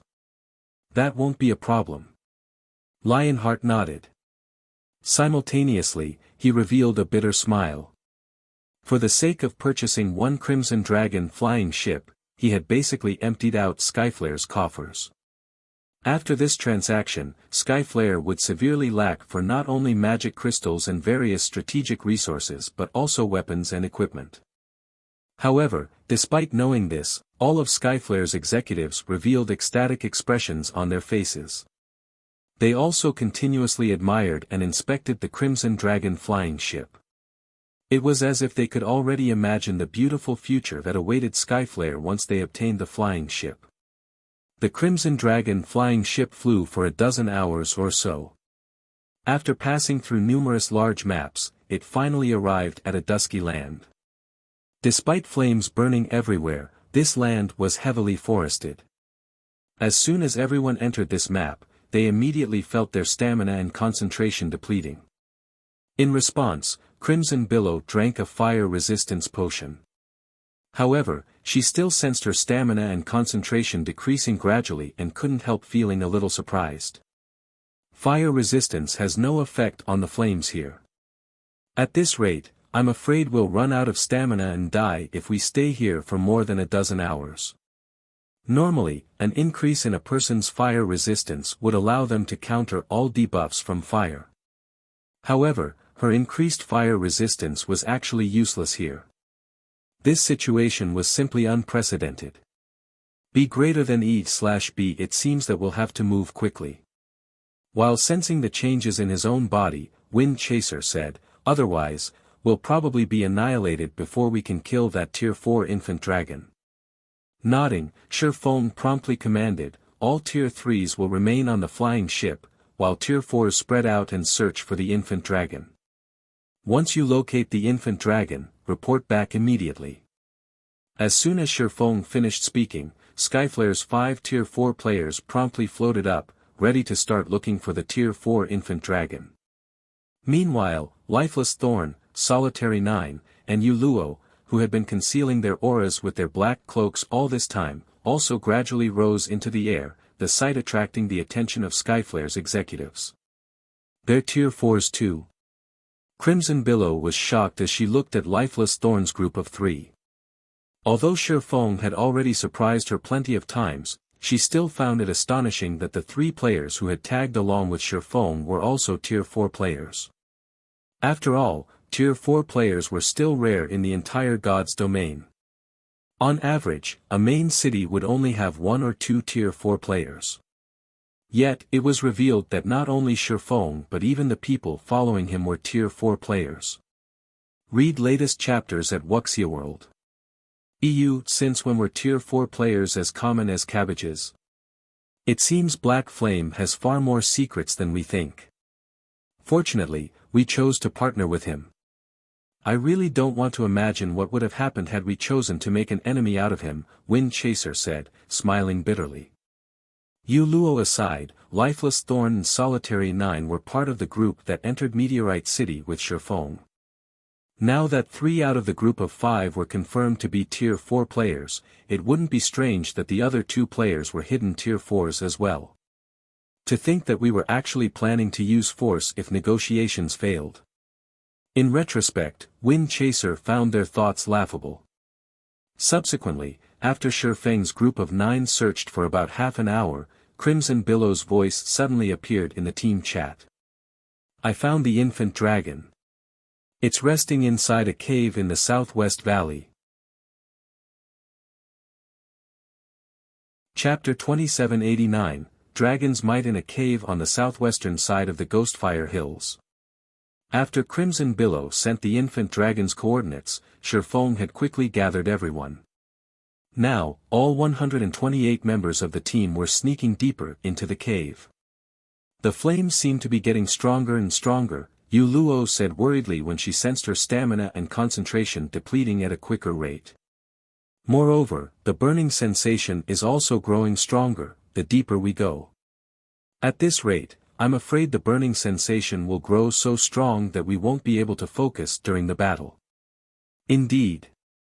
The burning sensation here is getting worse. Wind Chaser nodded in agreement. Under this burning sensation, I'm afraid ordinary Refinement Realm experts won't be able to exhibit combat standards at the Refinement Realm. Previously, the illusory flames merely ate at his stamina and concentration. However, he now felt as if his whole body was scorching. Although the pain was subtle, it would still impact the performance of people with weak minds. Combat techniques, skills, and spells required precision control. Even a slight deviation could result in a massive difference in the combat power one could exhibit. After observing the environment, Lionheart suggested to Feng, Brother Black Flame, this cave is indeed extraordinary. I think our best option is to take the fight out of the cave. Otherwise, we'll have difficulty exerting our strength. I'm afraid that won't do. Shaking his head, Feng said with certainty, we must finish the infant dragon in this cave. Moreover, this is most likely our only chance. Outside this cave, we'll have trouble even touching the infant dragon. Dragons were the rulers of the sky. On paper, fighting the infant dragon outside the cave might seem to be to their team's advantage. However, doing so would actually place their team at a disadvantage. This was especially true for the team's Tier 3 players. Without the help of special skills, Tier 3 players couldn't fly by themselves. Hence, if they fought the infant dragon outside, the team's Tier 3 members would get sidelined. As for utilizing the Crimson Dragon flying ship to fight the infant dragon, that was simply a joke. Against a Tier 4 infant dragon, even an advanced flying ship wouldn't last more than 3 or 4 hits. In fact, it wouldn't be strange if the Crimson Dragon flying ship fell after just one attack. After all, the flying ship was merely capable of withstanding the attacks of ordinary Tier 4 mythic monsters. Its defenses would crumble instantly before a Tier 5 attack. Shortly afterward, Feng and the others came across Crimson Billow, hiding underneath a rock. At present, though, Crimson Billow had a wilted expression on her face. What happened? Lionheart asked strangely when he saw Crimson Billow's condition. It's nothing. Shaking her head, Crimson Billow smiled bitterly and said, I'm just wondering whether we can really win against that infant dragon. Although it is an infant dragon, our team isn't a pushover either. How would we know we can't win if we don't give it a try? Bloodblade said confidently as he looked at Crimson Billow's defeated expression. Don't forget that we have 9 Tier 4 players this time. That infant dragon is also only at Tier 4. However, after Bloodblade finished speaking, the cavern at the end of the road appeared in front of everyone. And a creature with a pale golden body over 100 meters long entered their sight. Infant Golden Dragon, Dragon, Mythic, Level 140 HP 112 billion, how is this possible? Everyone gasped involuntarily when they saw the infant dragon's statistics. Even Lifeless Thorn and Solitary 9, who had seen a half-step Demon King before, were astonished. The infant golden dragon's stifling aura aside, just its HP of 112 billion was already plenty mind-boggling. With 112 billion HP, the infant dragon would recover 24 billion HP every 5 seconds, or roughly 400 million HP every second. Even assuming each of their Tier 4 players could cause 50 million damage per second, after excluding the 2 Tier 4 healers, they could deal only around 350 million damage per second with the remaining 7 Tier 4 players. Moreover, this was all under the premise that the infant dragon didn't possess a powerful defense and wouldn't put up any resistance. Not to mention, the infant dragon before them was part of the Golden Dragon tribe. Its bloodline was of a much higher purity than ordinary dragons. Among the dragon race, the Golden Dragon's bloodline was second only to divine dragons. It's no wonder they say dragons are invincible among existences of the same tier. With such HP, even if we can survive this infant dragon's attacks, I doubt we can actually kill it. Wind Chaser couldn't help feeling shaken. Although HP wasn't everything, it could still provide an intuitive gauge of an existence's general strength. With how much HP the infant dragon possessed, it was easy to imagine how terrifying its basic attributes were. They were definitely at least 2 or 3 times higher than those of the average superior mythic monster of the same level. What did that mean? With an attack from a superior mythic monster of the same level, a Tier 4 player would still receive significant damage even if they merely defended themselves. However, if a Tier 4 player tried defending against one of the infant Golden Dragon's attacks, they would be fortunate to retain a scrap of HP to keep themselves alive. If they were unlucky, they would be one-shot. In other words, if their team wished to fight the infant Golden Dragon, they couldn't allow even a graze from it. Otherwise, lives would be lost. At this moment, Lionheart and the other Skyflare executives finally understood why Feng didn't assign healers to any of the Tier 3 combat squadrons. After all, Tier 3 players would be no different from ants in the upcoming battle. They were insignificant existences that would disappear upon coming into contact with even the slightest shockwave. Hence, there was naturally no need to assign healers to them. An infant Golden Dragon? Feng also smiled bitterly when he saw the mountain-like dragon before him. No wonder this quest was evaluated at the inferior mythic rank. This Tier 4 infant Golden Dragon's combat power reached the Tier 5 intermediate rank. Even Ferbero in his heyday wouldn't be a match for this infant dragon. In other words, the infant dragon simply wasn't an existence Tier 4 players could hope to confront. Possibly, only Tier 4 experts wielding legendary weapons and geared in legendary equipment could hope to defeat the infant Golden Dragon. Otherwise, the best option for players coming across this infant dragon was to obey their instincts and flee immediately. Brother Black Flame. At this time, Lionheart couldn't help but look at Feng and shake his head. Although I don't want to say it, I'm afraid there really is no hope of killing this infant golden dragon. After seeing the infant golden dragon for himself, he finally understood that the records in books weren't entirely trustworthy.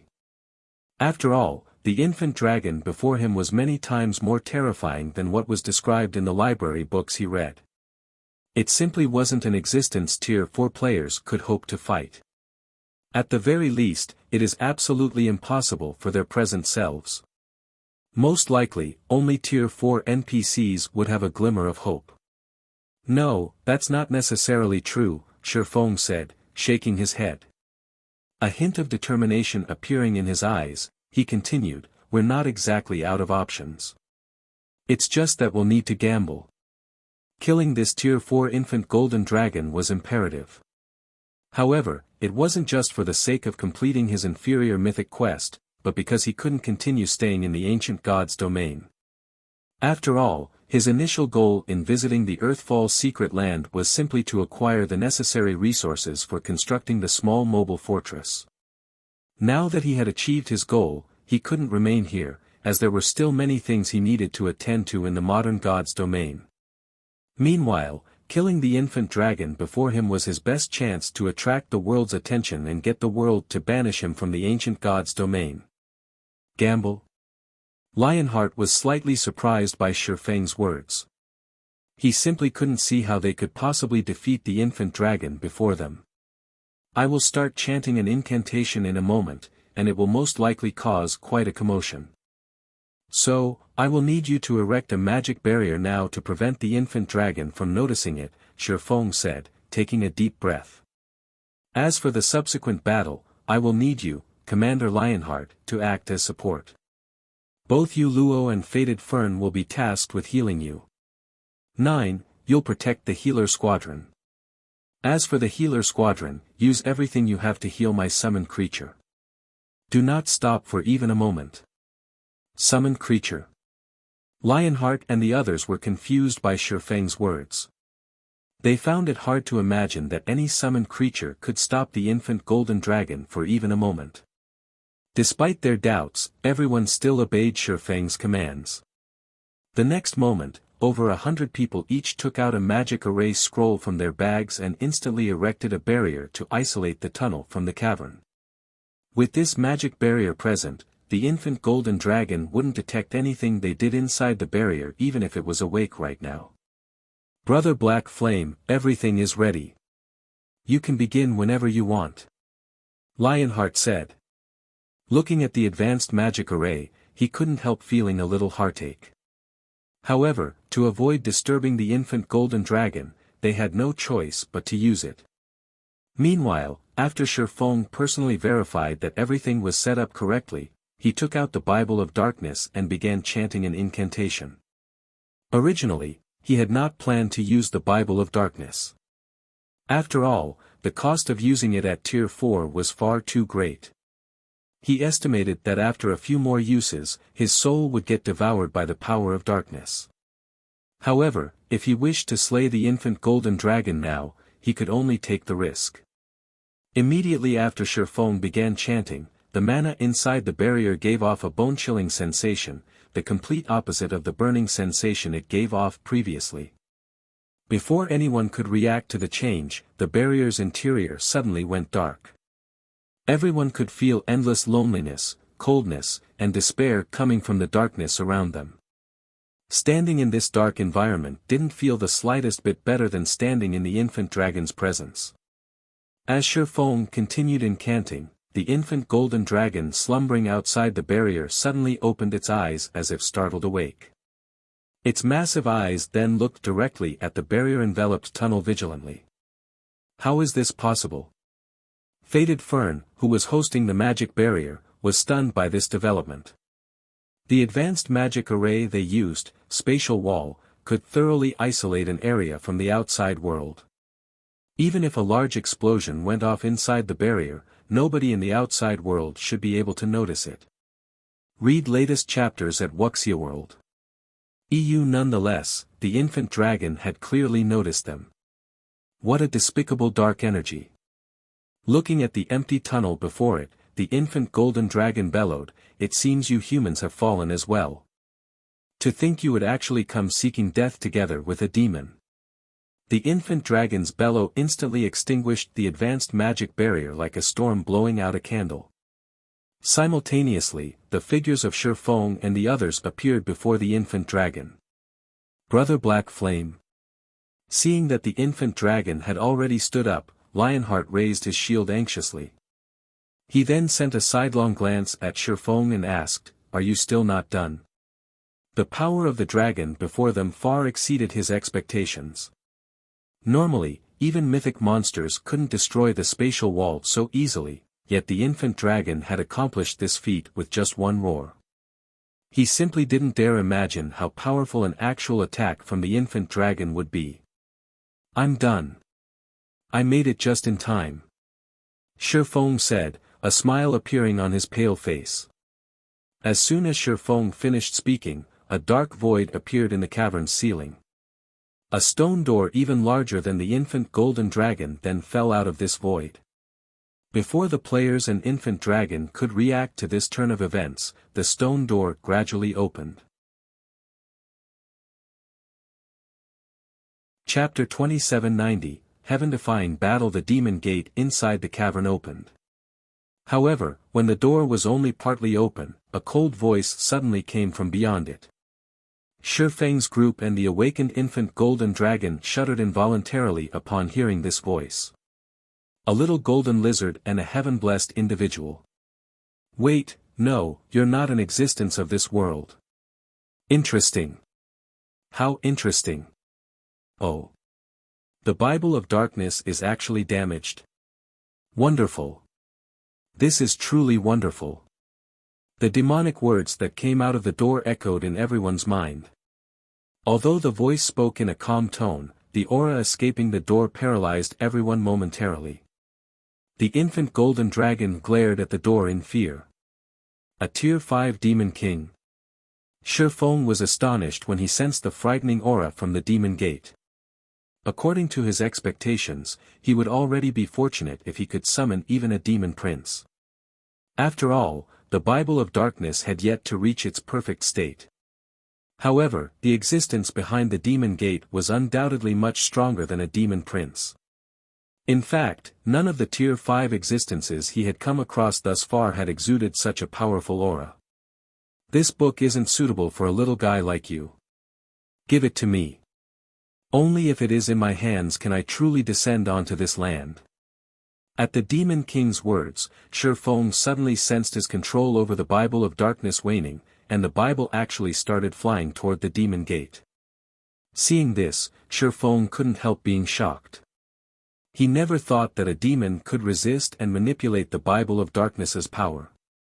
Hurriedly, he used all his strength to wrestle back control over the Bible of Darkness. "Stop wasting your energy, little fellow. I will be taking this damaged Bible of Darkness. However, you can also rest assured. Once my clan and I thoroughly descend upon this world, I will make sure to spare you." At these words, the Bible of Darkness struggled even harder to break free from Feng's grasp. In fact, his connection with the Bible of Darkness was even severed completely, and the only thing he could do now was hold on to the book with brute force.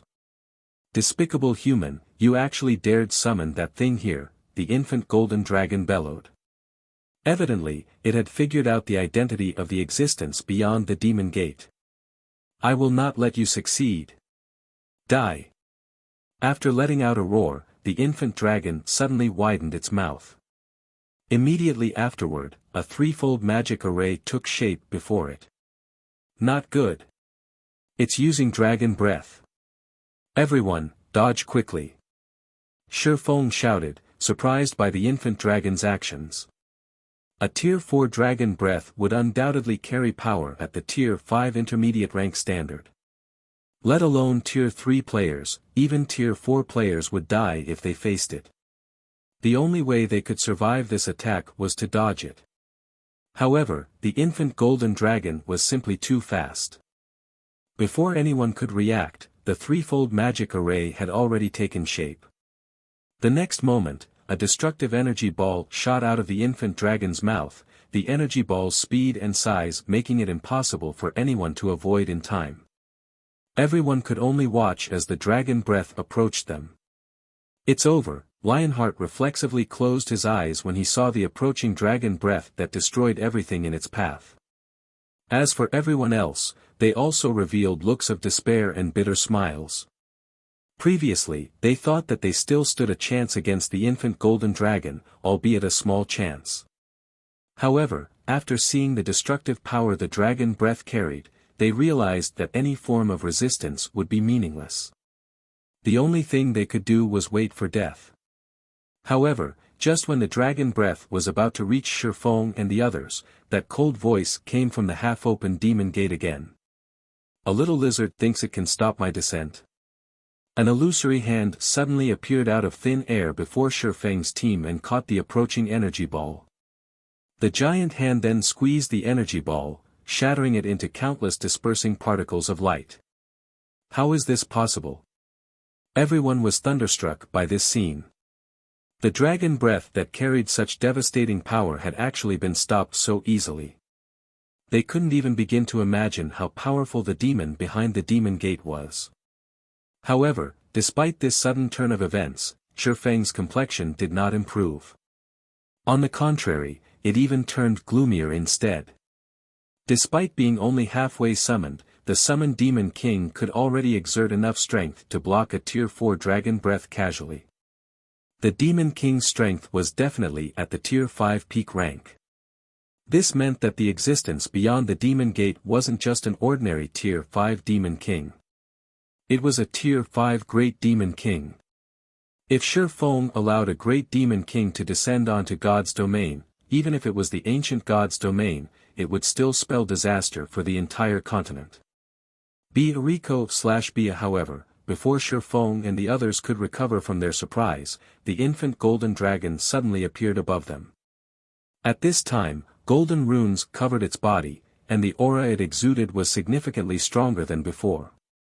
It can still become stronger. When Feng looked at the infant golden dragon in the air, he was genuinely shocked for the first time in a long while. After all, the infant golden dragon was much stronger than he expected. Comparable to Tier 5 existences. What a joke. The aura and power the infant golden dragon currently displayed had already more than doubled. It was definitely much stronger than ordinary Tier 5 existences. In fact, he doubted he could survive one attack from it even if he activated his berserk skill. Despicable demon, you can't use your full strength while behind that door. I refuse to believe you can keep blocking my attacks. So long as your summoner dies, you will have to remain in that endless abyss forever. The infant golden dragon glared at the demon gate, a hint of disdain and mockery in its eyes. It then opened its mouth and launched another dragon breath. This dragon breath was much more terrifying than before. As soon as the infant dragon inhaled, Feng and the others sensed the mana within the cavern disappear completely. In addition, the Tier 3 players even had their mana rapidly sucked from their bodies. And although the Tier 4 players managed to prevent their mana from getting plundered, their ability to manipulate mana was greatly hindered. Now, they couldn't even exhibit half of their usual combat power. This is that infant dragon's true strength? Bloodblade fell into despair as he looked at the massive figure in the air. Seeing it now, he couldn't help but find their previous notion of challenging the Tier 4 infant dragon laughable. The infant golden dragon was much stronger than what its HP portrayed. It simply wasn't an existence Tier 4 players could hope to challenge. This moment drove home to Feng why the quest he received was of the inferior mythic rank. He also understood why humans capable of slaying dragons were highly praised in God's domain. It would already be a miracle if a human could fight a dragon of the same tier and level to a standstill, let alone kill one. This was especially true for dragons that had reached Tier 4 or above. It wouldn't even be an exaggeration to refer to such a feat as a myth. Roar. Accompanied by a deafening roar, a dazzling energy sphere carrying devastating power descended toward the team. Little lizard, you have truly angered me now. The infant golden dragon's efforts to prevent the great demon king beyond the demon gate from descending enraged him. Suddenly, boundless power of darkness flooded out of the demon gate. A gigantic hand 5 times larger than the one before emerged from the ground. The hand was so massive that the infant dragon looked like a toy in comparison. Boom! Not only did the gigantic hand shatter the dragon breath instantly, but it even grabbed the infant dragon. And despite the infant dragon struggling desperately to break free, the giant hand remained unfazed as it smashed the infant dragon into the ground. Boom! A crater with a radius of 1,000 yards and a depth of 100 meters appeared on the cavern floor. Apart from the Tier 4 players and the Tier 3 healers, who had consumed Master Steel potions, the other players in the cavern were instantly killed by the resulting shockwave. Although Feng and the Tier 4 players remained alive, they had lost over 2/3 of their HPs. As for the surviving healers, their HPs had also fallen to a critical level, they had very nearly lost their lives. Meanwhile, after the dust in the vast cavern dissipated, the giant hand was nowhere in sight. The only thing in the crater was the infant golden dragon. Presently, however, the infant dragon had both its wings broken, with blood flowing out from all over its body. Its life aura had also weakened significantly, and its HP had even fallen to just 63%. Given the infant dragon's current state, it was evident that the great demon king's attack had heavily injured it. How strong! So, this is the strength of a Tier 5 great demon king. Feng was dumbfounded by this outcome. The infant golden dragon had put its all into the last attack, and the attack's power had definitely reached the Tier 5 advanced rank standard. Yet, it still suffered a brutal beating. The difference in strength between the infant dragon and great demon king was clear for all to see. In fact, if not for the demon gate severely dampening the great demon king's strength, the infant dragon would have most likely died from that one attack. Meanwhile, after the great demon king executed this attack, his control over the Bible of Darkness had also weakened significantly. At the very least, Feng could now sense a connection between him and the Bible of Darkness. Feng hurriedly cancelled the summoning. Previously, due to the severance of his connection with the Bible of Darkness, he couldn't stop the summoning even if he wanted to.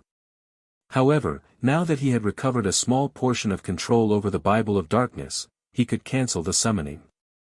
As for the cost of forcibly cancelling the summoning, he couldn't care less about it right now. After all, if he allowed a Tier 5 great demon king to descend onto the continent, only death awaited him. Moreover, the cost of this death wouldn't just be a loss of 1 or 2 levels. Instead, his body might very well end up a puppet of the great demon king, and he would have no choice but to retrain a new account. Hence, he absolutely couldn't let the great demon king exit the demon gate, even if doing so would leave himself in a weakened state. You damned heaven-blessed individual! I will make you pay a heavy price the next time we meet. Upon seeing the demon gate closing, the great demon king bellowed angrily and repeatedly attacked the door, causing it to tremble violently. Fortunately, the demon gate was sufficiently powerful. No matter how much the great demon king assailed it, the demon gate continued closing at a steady pace. Finally, 20 seconds later, the demon gate closed and disappeared from this space, leaving behind only the heavily injured infant golden dragon and Feng's team in the cavern. Read latest chapters at Wuxia World. EU, Brother Black Flame, what should we do now? Lionheart asked in an uncertain voice after seeing the demon gate disappear. He didn't know whether they should flee or try to kill the infant golden dragon while it was heavily injured. Although the infant dragon was significantly weaker than before, it was still much stronger than superior mythic monsters of the same level. Is there even a need to ask? Looking at the infant dragon that was struggling to stand up, Feng said in a determined tone, "Now is our only chance to slay this infant dragon. With our strength, we can't defeat it in its peak state. Don't tell me you're willing to miss out on such an opportunity, Commander Lionheart." At Feng's words, Lifeless Thorn and Solitary 9 nodded in agreement. If the infant golden dragon wasn't heavily injured, killing it with their present strength was nigh impossible. Only Tier 5 players could possibly go up against it. I guess you're right. As Lionheart looked at the infant golden dragon, a trace of determination also appeared in his eyes. He then said, "Since that's the case, let's kill it before it recovers." After saying so, Lionheart raised his shield and led the charge against the infant golden dragon, with all the other Tier 4s except for Feng following close at his heels. Chapter 2791, Infant Golden Dragons Fall, Insignificant Humans. Do you think you can insult me just because I am heavily injured? When the infant golden dragon saw Lionheart and the other Tier 45 charging toward it, anger flared in its amber pupils, and it let loose a deafening roar. A shockwave immediately spread from the infant dragon to its surroundings. Boom! Boom! Boom! A series of collisions echoed throughout the cavern as Lionheart and the others got hit by the shockwave. Aside from Lionheart and Solitary 9, everyone else on the team went flying back several dozen meters, a stinging pain washing through their bodies. They also lost over 2 million HP from the attack. Lifeless Thorn and the others, who only had around 6 million HP, had basically lost 1/3 of their HPs to the shockwave. It's still so strong even after getting injured. Everyone gasped when they saw their own HP bar. The infant golden dragon was clearly extremely weakened right now, yet it still managed to inflict so much damage with only its roar. Its strength was simply terrifying. At this time, even Feng was stunned by this situation. In addition to its heavy injuries, the infant dragon was also suffering from the heavenly dragon's breath suppression. Otherwise, everyone would have most likely lost over half of their HP from the shockwave. Tier 3 healers, keep up. Restore the damage dealer's HP with everything you've got. Don't stop even for a moment. Feng, who was currently incapacitated due to the backlash from forcibly cancelling the demon summoning, hurriedly issued commands across the distance. You Luo and Faded Fern, you two prioritize healing Lionheart and 9. Make sure their HPs are full at all times. At Feng's command, Faded Fern, a Tier 4 oracle, swung her staff and double-cast 2 Tier 3 curses. Tier 3 Defensive Curse, Contract Barrier. Tier 3 Strengthening Curse, Heavenly God's Prayer. Immediately, a translucent barrier formed around the bodies of Lionheart and Solitary 9. Simultaneously, divine runes appeared on the bodies of everyone on the team, doubling everyone's resistances and defense and increasing everyone's physique by 20% for 20 minutes. She even has a Tier 3 AoE strengthening curse. Feng was surprised as he looked at Faded Fern's strengthening spells were incredibly rare in God's domain. In fact, they were 10 times rarer than ordinary curses of the same tier. This was especially true for AoE strengthening spells. The value of such a spell was practically equivalent to a fragmented legendary item. In his previous life, any player who wielded strengthening spells would receive the VIP treatment from the various superpowers. This was because, unlike berserk skills, strengthening spells had short cooldowns and long durations. An AoE strengthening spell could elevate a team's combat power to a whole other level. In the past, one of the reasons Violet Cloud was recognized as one of the 10 great cleric gods was her possession of many AoE strengthening spells. This prompted the various superpowers to desperately seek her. As far as Feng knew, nobody in the modern god's domain had gained a strengthening spell even now. Yet, not only did Faded Fern possess a strengthening spell, but it was even of the AoE variety. How could he not be surprised by this situation? Meanwhile, after Faded Fern cast Heavenly God's Prayer, the team's overall combat power evidently rose by a slight margin. Good. Let's continue. After seeing the barrier protecting his body, Lionheart charged forward once more. This time, the infant dragon no longer attacked with its roar. Instead, it swept its tail at the approaching players. However, despite seeing the tail that shattered even space itself bearing down on him, Lionheart did not back away. Instead, he raised his shield and stood his ground. He then activated the Tier 3 defensive skill, Blood Cloud. A crimson barrier appeared before his body, one capable of absorbing 6 attacks.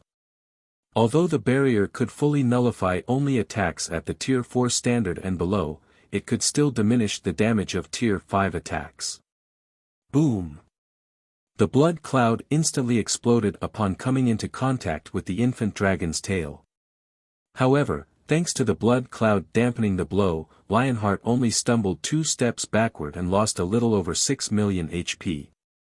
For Lionheart, who had already reached level 137 and possessed 17.2 million HP, this amount of damage was still tolerable.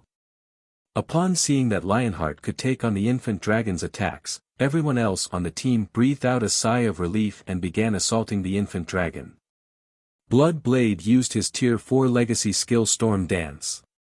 Lifeless Thorn also used his Tier 4 legacy skill Lightning Serpent. Tier 4 skills and spells bombarded the infant dragon's body one after another, every one of them dealing over 50 million damage, with some even doing over 100 million critical damage.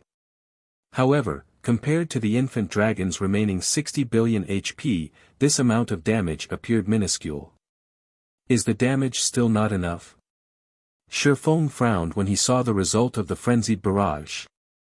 Apart from Lionheart, the 5 other Tier 4 players fighting were currently attacking the infant dragon with everything they had. Yet, the damage they caused just barely exceeded the infant dragon's battle recovery. Moreover, this was with the infant dragon's battle recovery halved due to its heavy injuries. The Tier 3 healers healing from a distance also couldn't help growing anxious in this situation. At this rate, their team would need more than an hour to finish the battle. Meanwhile, 1 hour was definitely more than enough for the infant golden dragon to recover from its injuries. If that happened, they would be doomed. Lionheart and the others were also aware of the situation. However, this was already the best they could do. Although they could activate their berserk skills to raise their damage output temporarily, doing so would be meaningless, and would prompt the infant dragon to enter its berserk phase earlier. At that time, without their berserk skills, they would be utterly incapable of defending against the infant dragon's attacks. Do any of you have combat resurrection? Feng asked the 12 Tier 3 healers behind him.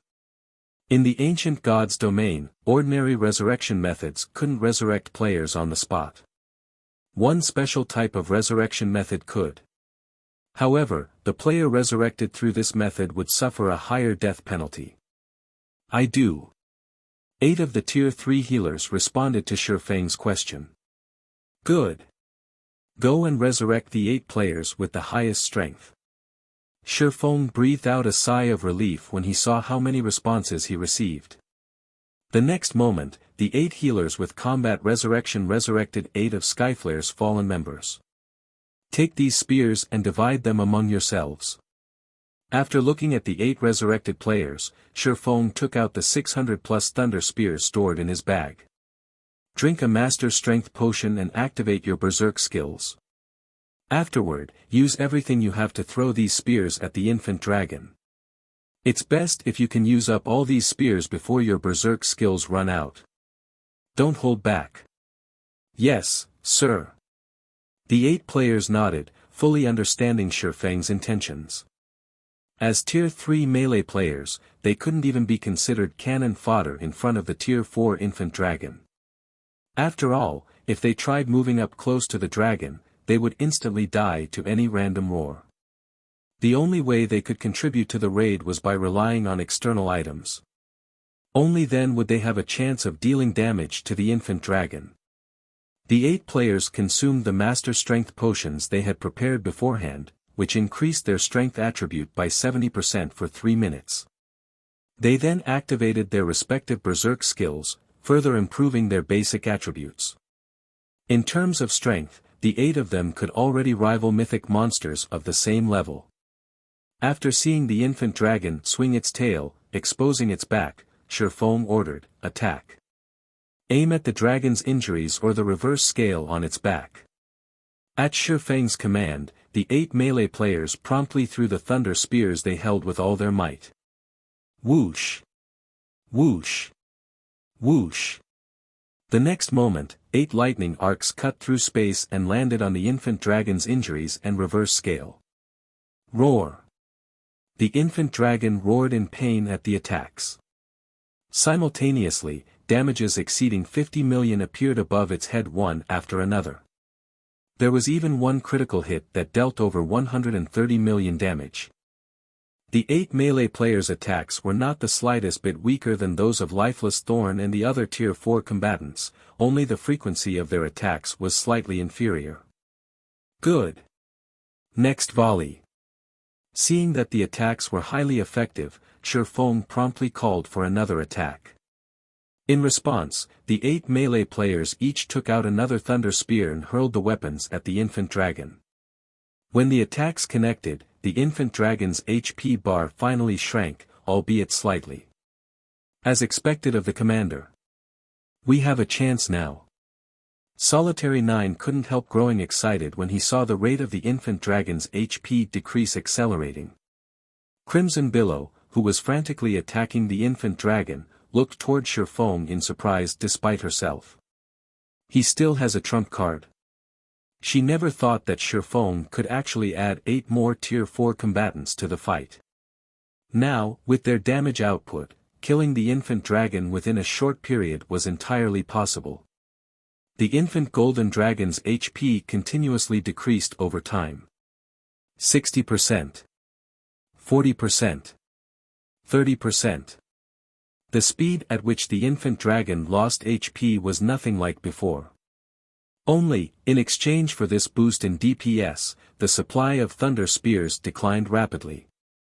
In just 2 minutes, the 8 Tier 3 players had already used up more than 400 thunder spears. Everyone, be careful. It's going berserk. Feng warned when he saw that the infant dragon's HP bar had fallen to a critical level. As soon as Feng finished speaking, the infant dragon suddenly let out an angry roar. Simultaneously, the dragon's body gave off a dazzling, golden glow, and its eyes turned bloodshot. It had evidently entered a berserk state. All right. Since Brother Black Flame has let us see his cards, let's show him ours as well. Glancing at Faded Fern, Lionheart shouted, "Fern, it's your turn now. Leave it to me." Faded Fern smiled. She then took out the Tier 5 sealing crystal from her bag and began chanting an incantation. Immediately, as if time had frozen, silence fell over the entire cavern. The only exception to this phenomenon was the gradually shattering crystal in Faded Fern's hand. Before the infant golden dragon could smash its claw at Lionheart, a magic spear several hundred meters long suddenly appeared above the infant dragon and struck its head. Tier 5 spell, Destruction Spear. Boom! The infant dragon's titanic body instantly collapsed to the ground, the impact creating a crater several dozen meters deep. The space surrounding the crater even turned into a dark void.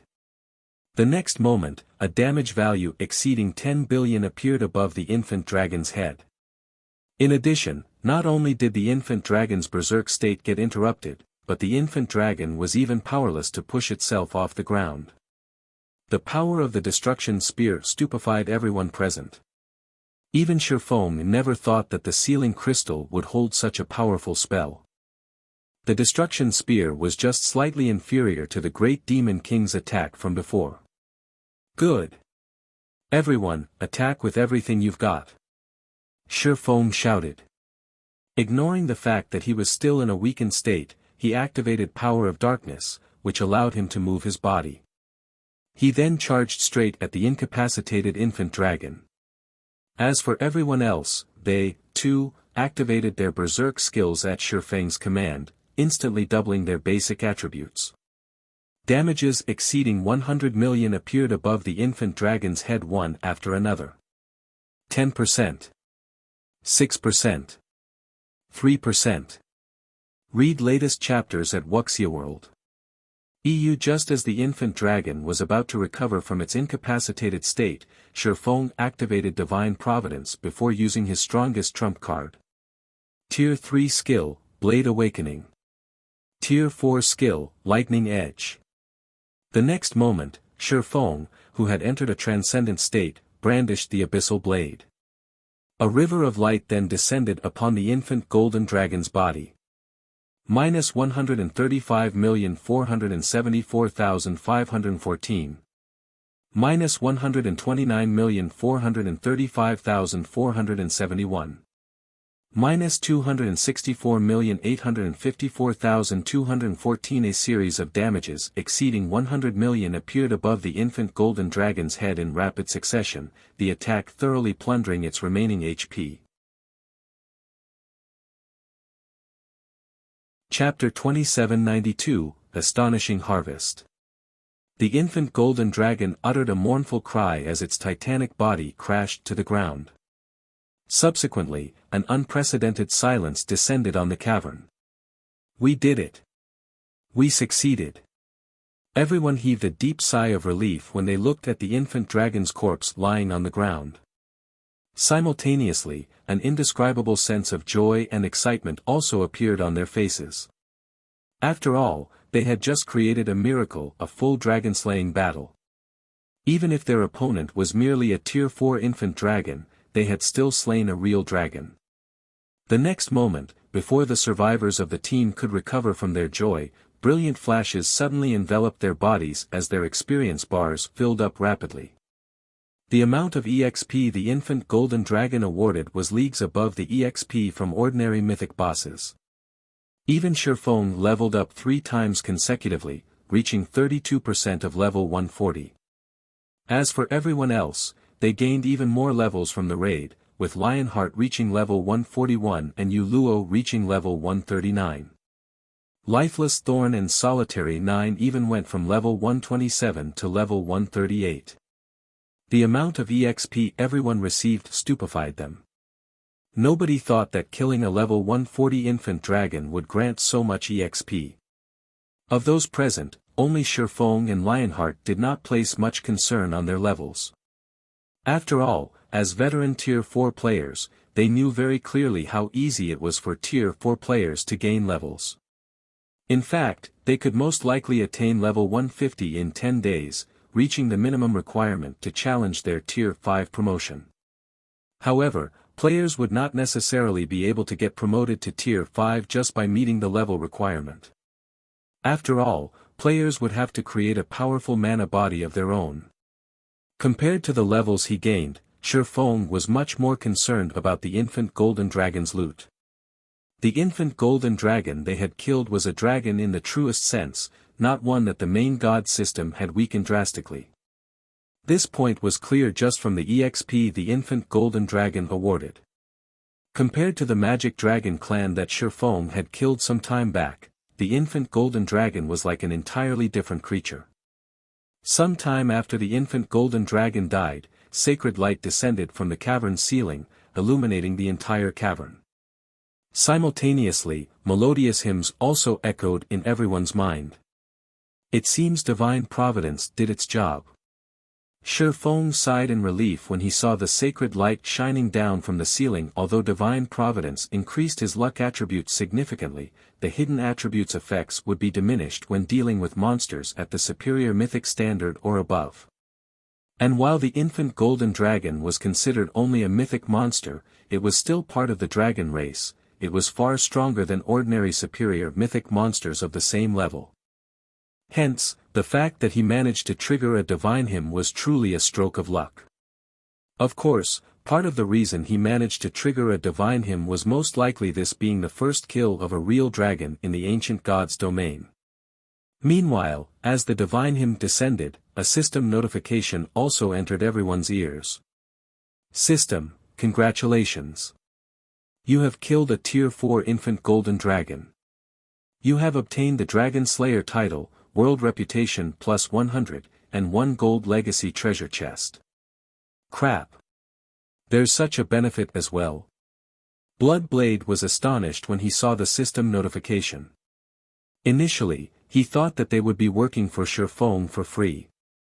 He never imagined that slaying the infant dragon would earn them such astonishing rewards too. At this time, even Lionheart was surprised by this situation. After all, the rewards were simply too lucrative. Firstly, the Dragon Slayer title would allow them to enjoy the status of a high noble in the various cities of God's domain. In fact, their authority would be even greater than the typical high nobles, close to reaching that of a city lord. Not to mention, with the Dragon Slayer title equipped, their basic attributes and physique would increase by 20% when dealing with dragon-type monsters in the future. As for the awarded Gold Legacy treasure chest, it was something all Tier 4 players would dream of obtaining. The Gold Legacy treasure chest had a considerable chance of awarding a legacy book, which would grant the user with a significant number of legacy skill points when used. The treasure chest also had a high chance of containing rare Tier 4 skill and spell books, as well as a small chance of containing a legacy guidance for the road beyond Tier 4. These rewards were far more valuable than weapons, equipment, and magic crystals. It wasn't an exaggeration to say that the Gold Legacy treasure chest's value was equivalent to a fragmented legendary items. For some people, the treasure chest was even better than a fragmented legendary item. Meanwhile, aside from the reward notification, Feng, Lifeless Thorn, Solitary 9, and Yuluo received a second system notification. System, warning. The world of God's domain has noticed your existence as an outsider. You will be expelled from the world in one natural day. Sure enough, it was a success. Feng revealed a faint smile upon seeing the system warning. If killing the infant golden dragon and altering a small portion of God's domain's history could not get him out of the ancient God's domain, he would really have a headache. After all, he had already achieved his original goal in coming here, and he still had many matters he needed to deal with in the modern God's domain. He simply couldn't afford to waste time here. As for the matter of earning various resources here, that was supposed to be a long-running project. Moreover, the amount of resources he could obtain depended entirely on the Skyflare Adventure team's strength and resources. Meanwhile, Skyflare's development couldn't be accomplished overnight. This is great. I can finally go home. As for Yuluo, she, too, grew joyful when she saw the system warning. In fact, she felt even happier at seeing this system warning than when she received the Gold Legacy treasure chest. While everyone rejoiced over the Gold Legacy treasure chest they received, over 100 items appeared in midair and began descending to the ground. The sight of the infant golden dragon's loot made everyone present momentarily forget about the legacy treasure chest. B the aura of items can actually reach such an intensity. Crimson Billow was astonished as she studied the items that were gradually piling up on the ground. Just what kind of items dropped? Could there be a legendary item? This question plagued everyone's mind. The reason for everyone's reaction was the aura that the infant dragon's loot radiated, which practically rivaled that of superior mythic monsters. Even ordinary Tier 3 players would have to expend a lot of effort just to approach the loot. At this time, only Feng managed to remain relatively calm. This was because he had heard of other people slaying dragons before. Only, the dragons that the God-ranked expert teams killed back then weren't Tier 4 infant dragons but adult dragons at the peak of Tier 5. According to what he had heard, the sight of those dragons' loot was truly a spectacle to behold. Just the visual phenomenon the loot created had covered a radius of over 10,000 yards. The combined aura the items radiated had also been so powerful that even Tier 4 players couldn't approach the loot, only Tier 5 players and above could do so. In comparison, the visual phenomenon created by the infant golden dragon's loot only covered a radius of several hundred yards. The aura the loot radiated was so weak that even Tier 3 peak experts could approach it if they gritted their teeth. Hence, Feng didn't find this outcome particularly surprising. However, the infant golden dragon's loot and Tier 5 adult dragon's loot wouldn't actually have a significant difference in quality. What difference in quality there was would only be akin to the difference between an epic item and a fragmented legendary item. It wouldn't be as significant as the difference between a fragmented legendary item and a legendary item. After all, both kills were dragons, one side was just slightly stronger. Moreover, as Tier 6 God-ranked experts were responsible for killing the adult dragons, the loot quality was reduced. In comparison, their team had defeated a Tier 4 infant dragon without a single Tier 5 player on the team. If one were to talk about raid difficulty, their team faced a much greater difficulty than the Tier 6 God-ranked expert teams. I wonder if it dropped a complete Saint guidance. If one did drop, I might be able to improve my mana body further. Feng prayed inwardly as he looked at the items slowly piling up on the ground. At this time, compared to materials, weapons, and equipment, what he hoped to obtain more was a legacy guidance. This was typical of Tier 4 experts. After all, even with multiple fragmented legendary items, a Tier 4 expert wouldn't be able to go up against Tier 5 existences.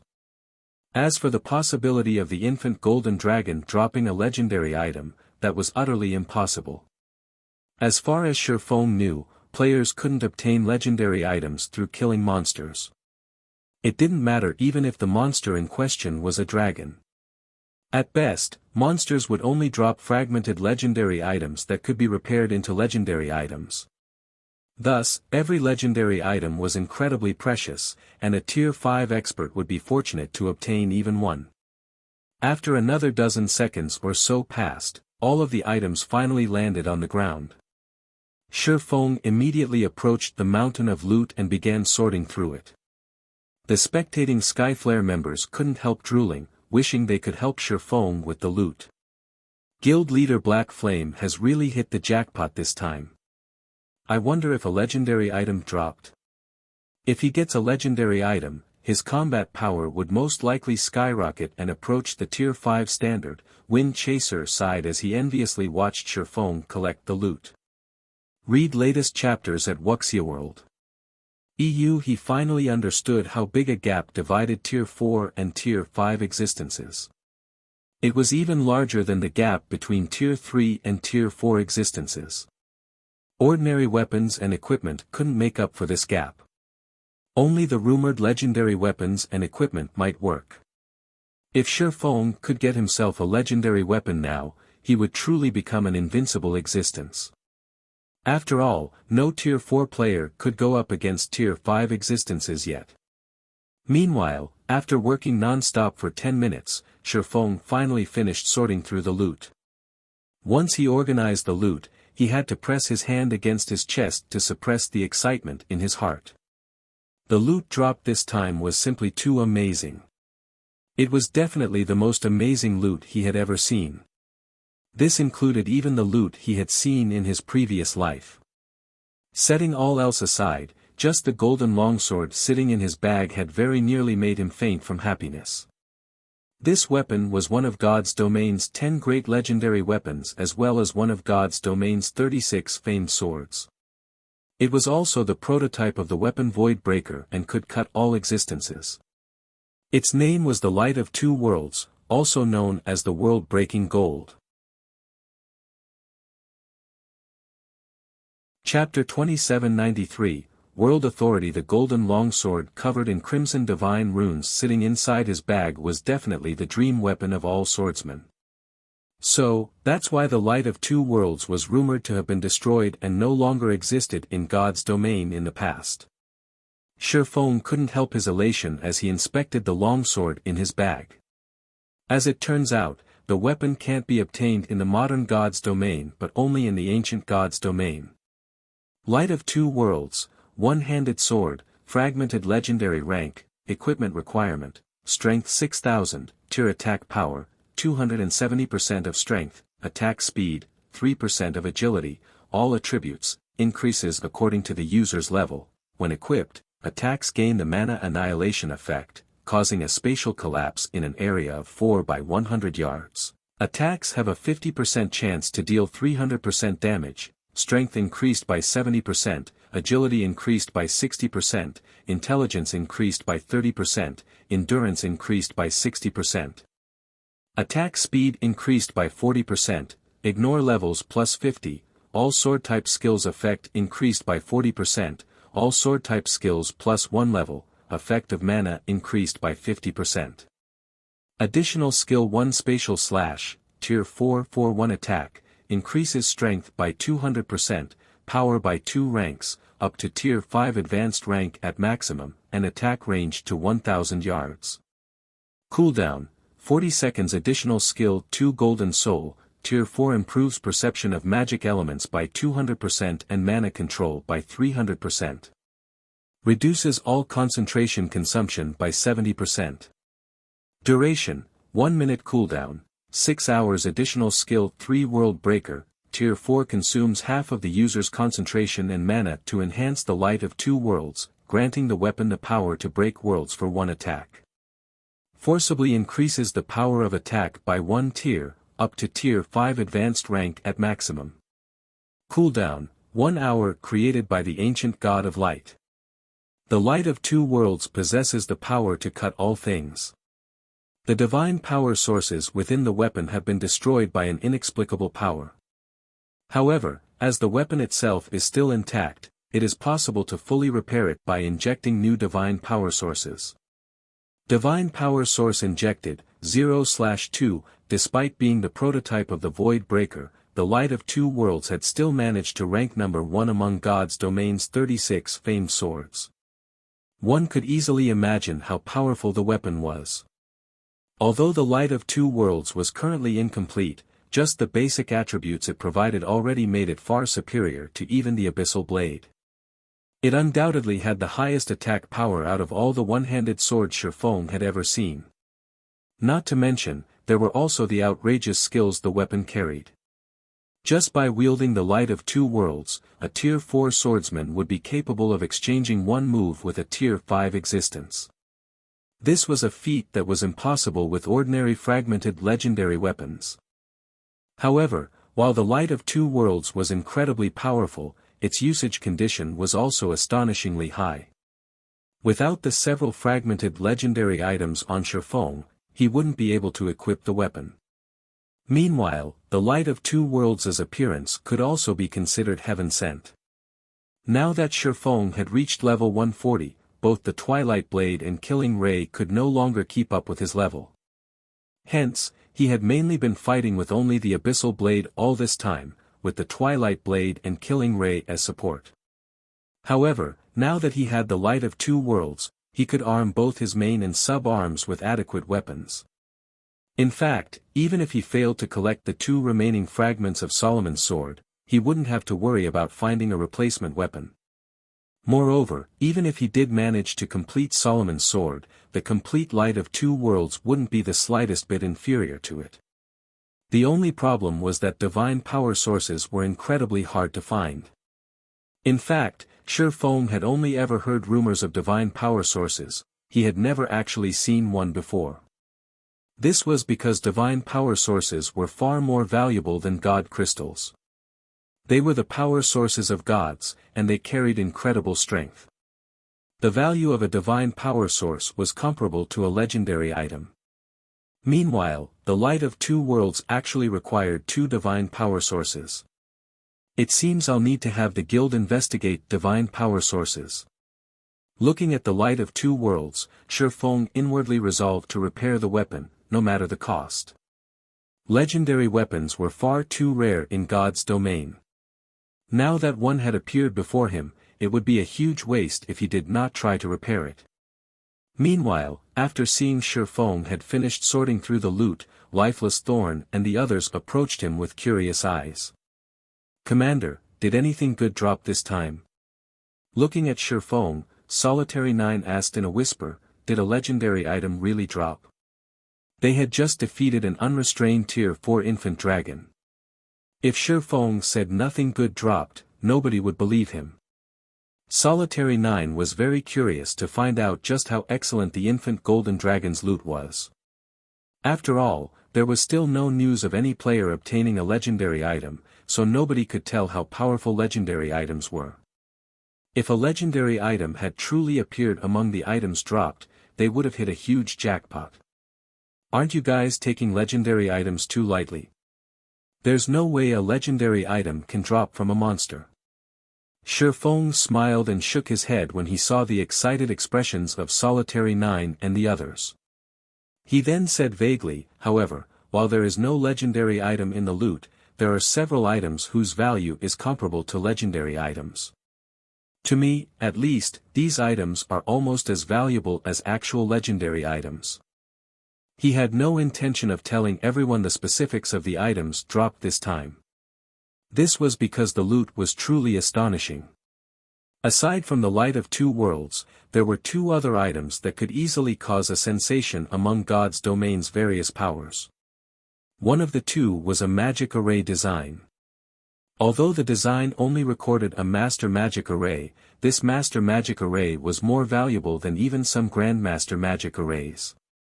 This was because this magic array existed only in the ancient God's domain.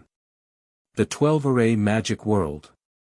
This magic array could increase the density of all mana within its area of influence by 200% and players' mana perception by 100%. Although it only had two specific functions, if brought back to the modern God's domain, it would definitely stand at the peak among all magic arrays in existence. As for the second item, it was a mysterious flame. Be it in the ancient God's domain or modern God's domain, mysterious flames were incredibly rare items, especially Tier 3 mysterious flames and above. A Tier 3 mysterious flame was just as rare as a fragmented legendary item. Meanwhile, the mysterious flame the infant golden dragon dropped was the Tier 4 mysterious flame Hellfire. A Tier 4 mysterious flame was something Feng had only ever heard about in God's domain. According to rumor, after reaching Tier 4, mysterious flames would all possess astonishing power and a variety of incredible effects. Take the Soul Fire, for example. It was a mysterious flame capable of annihilating a player's soul, leaving the said player with no choice but to delete their accounts and restart from scratch. Such a feat was impossible for most Tier 5 existences. Moreover, even if a Tier 5 existence had the ability to wipe out a player's soul, it would only work on low-tier players. As players reached higher tiers, their souls would also grow stronger and become more resistant to destruction. After a certain point, even a Tier 6 god wielding the power to annihilate the immortal souls of players wouldn't be able to force the said player to delete their account. Nevertheless, the Tier 4 Soul Fire could easily annihilate even the souls of Tier 3 players. Only after reaching Tier 4 would players become somewhat resistant to the Soul Fire's strength. This was also why the corrosive effect of the mysterious NPC's soul chain had weakened considerably after Feng had reached Tier 4, allowing Feng to live for much longer. Now, he had obtained a complete Tier 4 mysterious flame. It was different from the incomplete Soul Fire that he had gained through the mysterious NPC's Soul Beast. The other dropped items were similarly very precious. Out of the 100+ items dropped, over 30 were legendary materials such as dragon claws, dragon teeth, dragon scales, and dragon blood. There were also over a dozen master recipes and epic equipment forging designs. The rest were mainly inferior legendary materials and level 150 epic weapons and equipment. Two materials stood out among all that bounty, both inferior divine artifact ranked materials. The Dragon Eye and the Dragon Crystal. These were the quest items Angelica Teresa needed. Meanwhile, after hearing Feng's words, Lifeless Thorn and Solitary 9 stopped asking questions. They understood that the items dropped this time were extraordinary and could not be revealed. Moreover, Feng had already answered the main question plaguing their minds: there was no legendary item among the dropped items. You Luo, you guys start resurrecting the others. We'll return to Meteorite City afterward, Feng said to the team's healers as he looked at the dead Skyflare members' corpses scattered around the cavern. Once everyone was alive again, Feng opened a spatial gate in the direction of Meteorite City. Thanks to the spatial gate, the return trip, which should have originally taken a dozen hours or so by flying ship, only took 4 hours, astonishing Skyflare's members. If not for the spatial gate's long cooldown and short duration, it would have definitely been considered a godly skill in God's domain. After returning to Meteorite City, Feng completed all his transactions with Lionheart. Aside from the Crimson Dragon flying ship, Lionheart also purchased an additional 20 crystals of souls and 100 drops of soul water, which netted Feng an additional 6 million magic crystals. Lionheart also used 3 million pieces of mana ore, which was treated as equivalent to 750,000 magic crystals, to exchange for another 5 crystals of souls. Although the mana ore's price had been slightly inflated, this was unavoidable, as purchasing mana ore in bulk was incredibly difficult. Purchasing too many would naturally raise the ore's market value. However, for Feng, getting 3 million pieces of mana ore for the price of just 750,000 magic crystals was already a bargain. After the transactions with Lionheart, Feng passed 30 crystals of souls and 1,000 drops of soul water to Yenya for her to conduct future transactions with the Skyflare Adventurer team. At the same time, he also tasked her with secretly purchasing some of God's domain's rare items. Finally, after settling all his business affairs, Feng handed the Dragon Eye and the Dragon Crystal to Angelica Teresa, who was still recuperating from her injuries. As soon as he handed over these 2 items, not only did Angelica's favorability of him increase by 100 points, but she also gave him a Tier 5 legacy guidance she had obtained from a Sword Saint. Feng was a little surprised by this reward. Is this the hidden reward for not bringing Angelica Teresa on the raid? While the infant golden dragon had indeed dropped a lot of excellent items, it hadn't dropped any legacy items. This situation had rendered Feng quite speechless at the time. Now, Angelica Teresa directly handed him the legacy guidance he wished for dearly. After the conversation with Angelica, Feng immediately received a system notification. System, congratulations. You have completed the inferior mythical quest, World's Choice. You have gained World Authority +2. System, you have obtained World Authority. World Authority currently at level 1. Please feel the specific effects of World Authority on your own. As soon as the system notification appeared, an indistinct chain became visible around Feng's body from the void. A moment later, this chain suddenly disintegrated, and he immediately felt the world around him becoming much clearer than before. He could even sense that his intimacy with the world of the ancient god's domain had improved slightly, the world was no longer as hostile toward him as before. So, these are the effects of world authority? Feng was astonished when he sensed the changes to his body. His affinity with the magic elements was at least 50% better than before. His perception of his mana's operating principle had also improved significantly. After careful observation, he noticed that the layer of white mist that hindered his perception had thinned out by roughly 30%. With such a tremendous improvement, his chances of constructing a Tier 5 mana body would increase by at least 20%, at least 10 times more than what a legendary item could provide. Meteorite City, Silver Hotel. After spending half a day experiencing the benefits of having world authority, Feng decided to take a break. I've already made major strides in my mana control in merely half a day of experimenting. At this rate, my control over mana can probably reach the Advanced Master Standard in just half a month. Feng looked at the time in astonishment. Initially, he had estimated that he would take 3 or 4 months to reach the Advanced Master Standard for mana control. Now, he would need only half a month to accomplish this feat. The amount of time he could save with World Authority was astonishing. After reaching Tier 4, what was most important to players would no longer be weapons and equipment but their control over mana. The stronger a Tier 4 player's mana control was, the easier using skills and spells would be. They would also have an easier time constructing their Tier 5 mana body. From what he knew, one's mana control needed to be at the Advanced Master Standard at the very minimum to construct a Tier 5 mana body. In other words, so long as his mana control reached the Advanced Master Standard, he could begin attempting to construct a new mana body. "Commander, it's almost time," Lifeless Thorn said as he entered the room. "Okay.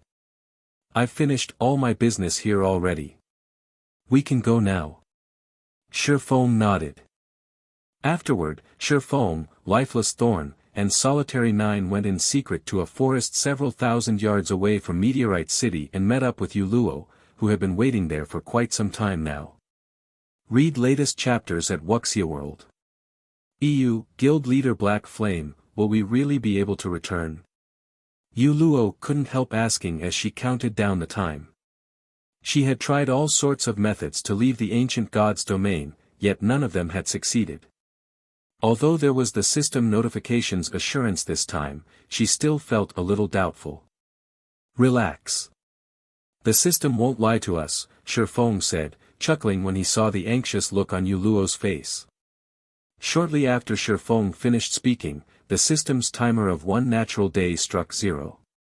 Immediately, the space around the 4 shattered, forming 4 small spacetime tiers. An invisible force then pushed them into these spacetime tiers. In the blink of an eye, Feng's group of 4 disappeared from the quiet forest as if they never existed here in the first place. Chapter 2794, God's Domain State of Affairs. This place was a vast, blue ocean with nary a cloud in the sky. At this time, a tear in space spanning over 1,000 yards suddenly appeared above the ocean, its appearance kicking up strong winds that disrupted the peace of this place. A moment after the spatial tear formed, 4 figures flew out of it and plopped into the ocean. Their impact on the water generated waves dozens of meters tall, the commotion attracting the attention of the dozen or so ships sailing nearby. The mana here is so thin. The sense of rejection is gone. I think we're back. While standing on the ocean's surface, Lifeless Thorn, Solitary Nine, and Yuluo grew excited when they sensed the familiar low-mana environment and the lack of rejection from the world. Although the ancient god's domain had plenty of benefits that the modern god's domain did not possess, they had played in the modern god's domain for most of their career in God's domain. Most of the people and matters they knew of were found here. Naturally, they were glad to return to the modern god's domain. Meanwhile, the appearance of Feng's group also gave the players on the nearby ships a huge shock. Crap! Who are they? How can they stand on water? They should be using some kind of levitating skill. No. If they were using a skill or spell, there should be strong mana fluctuations. But I don't sense any coming from the 4 of them. At this moment, Feng's group of 4 had all their information concealed with their black cloaks, so the surrounding players couldn't uncover any information about them. The only thing the surrounding players were certain of was that the 4 were all players. Knowing this, the surrounding players couldn't help wanting to find out the identity of Feng's group. Let's hurry up and leave, a level 123, Tier 3 ranger driving an advanced speedboat said. The situation in this sea zone has been chaotic recently. We'll be doomed if we get dragged into the war between adventurer teams on Dragonheart Island. Indeed. Let's leave this place quickly. Now that such a huge commotion has occurred here, Warblood's members will definitely come over. If they find us here, they might take us for members of other adventurer teams and kill us, the level 122 shield warrior standing beside the ranger youth said, nodding in agreement. While the players on this advanced speedboat were conversing with each other, Feng and his companions, around 100 yards away, heard every word of their conversation. So, this place is near Dragonheart Island. Feng revealed a faint smile. It seems we were lucky. We didn't get teleported to some dangerous and remote location. Space-time teleportation was incredibly random.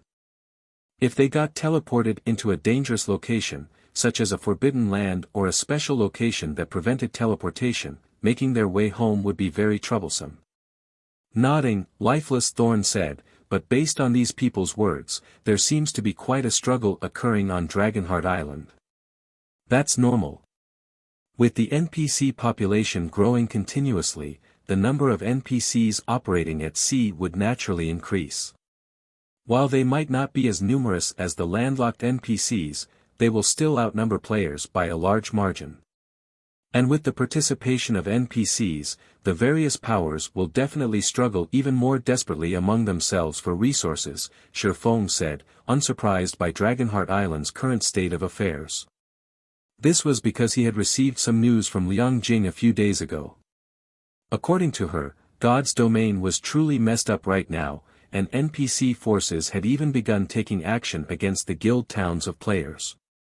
Although the NPC forces did not directly assault guild towns, they still created a lot of trouble inside the guild towns. They forced the guilds running these towns to submit to them and pay a ton of resources and coins in tribute. Otherwise, they would continue their harassment until the guild town imploded. In Feng's previous life, many unrated guilds and third-rate guilds had no choice but to submit to these NPC forces' extortion. After all, if these guilds lacked the income from their guild towns, they would truly be doomed. Now that God's domain's first major update had arrived ahead of schedule, once the NPCs began taking action with full force, even first-rate guilds and superpowers would have no choice but to pay tribute to the NPC forces to buy time to develop themselves. After all, in God's domain, players were merely a minority. One could also say that players were outsiders. Apart from immortality, players did not have any advantages over the original inhabitants of God's domain. God's domain's inhabitants far outnumbered players when it came to the top combatants both sides possessed. This would remain true even 10 years after God's domain's launch. Upon hearing Feng's words, a hint of anxiety appeared on Yu Luo's face. Immediately, she took to the skies and flew toward the nearby advanced speedboat, her approach giving the 6 players on the boat a fright. These 6 players stared at Yu Luo with horrified expressions. Their reaction was because the ability to fly freely in the sky was unique to players at Tier 4 or above. Tier 4 players were existences that even NPCs feared. Although there were only a small number of Tier 4 experts in God's domain, every one of them was a big shot capable of shaking heaven and earth with their every move. These Tier 4 experts were not existences ordinary Tier 3 experts like themselves could meet. "How may I help you, miss?" the Tier 3 ranger serving as the leader of the party asked respectfully as he looked up at Yu Luo. The strong were respected in God's domain. This fact might not have been evident in the past.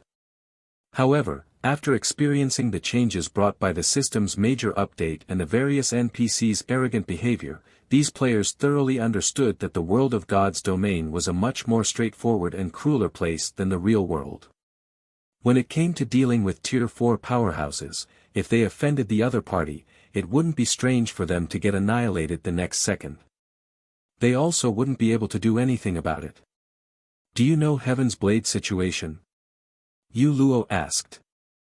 Heaven's Blade was her home. Its well-being had also been a concern for her all this time.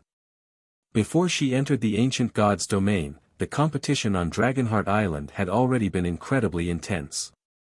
Heaven's Blade had even clashed with several of the island's top adventurer teams and suffered casualties numbering in the thousands. This was why she had risked grinding and exploring a dangerous location by herself. Since her disappearance from the modern god's domain until now, a month had gone by. Meanwhile, 1 month was more than enough for the entirety of God's domain to undergo significant changes, let alone a small place like Dragonheart Island. Heaven's Blade. The ranger youth was surprised and confused by Yu Luo's question. What? Have you never heard of Heaven's Blade before? Yu Luo frowned. Or do you not want to say it? As Yu Luo's voice chilled, the Tier 3 shield warrior and the others shuddered involuntarily and looked toward the ranger youth. They didn't know whether they should speak up. Although Yu Luo hadn't revealed any killing intent thus far, her aura alone was already more than enough to instill fear in them. After all, they had personally witnessed just how powerful a Tier 4 player could be. A Tier 4 player could kill hundreds of Tier 3 players with just the flip of a hand. The silence had stretched out for a second and the ranger youth wiped away the cold sweat on his forehead and said hurriedly, "Miss, you misunderstand me. It's not that I refuse to tell you. It's just that this matter is already common knowledge in God's domain. I was just wondering why you would ask such a question, miss. Common knowledge in God's domain? Yu Luo couldn't help feeling a little confused. According to Feng, before his group entered the ancient God's domain, nothing big had happened to Heaven's Blade. It had simply been competing with Dragonheart Island's several top adventurer teams for resources as usual. Feng had left the modern God's domain only a few days ago. Logically, nothing significant should have happened to Heaven's Blade. That's right. This incident caused quite the commotion back then. It affected over a dozen superpowers, the ranger said, nodding. 3 days ago, through some unknown means, not only did Warblood enter into an alliance with one of Dragonheart Island's local NPC forces, but someone from Warblood also got promoted to Tier 4. As a result, Warblood's influence on the island skyrocketed, and even 13 thrones suffered losses at the hands of Warblood. What about Heaven's Blade? Yu Luo asked. Heaven's Blade.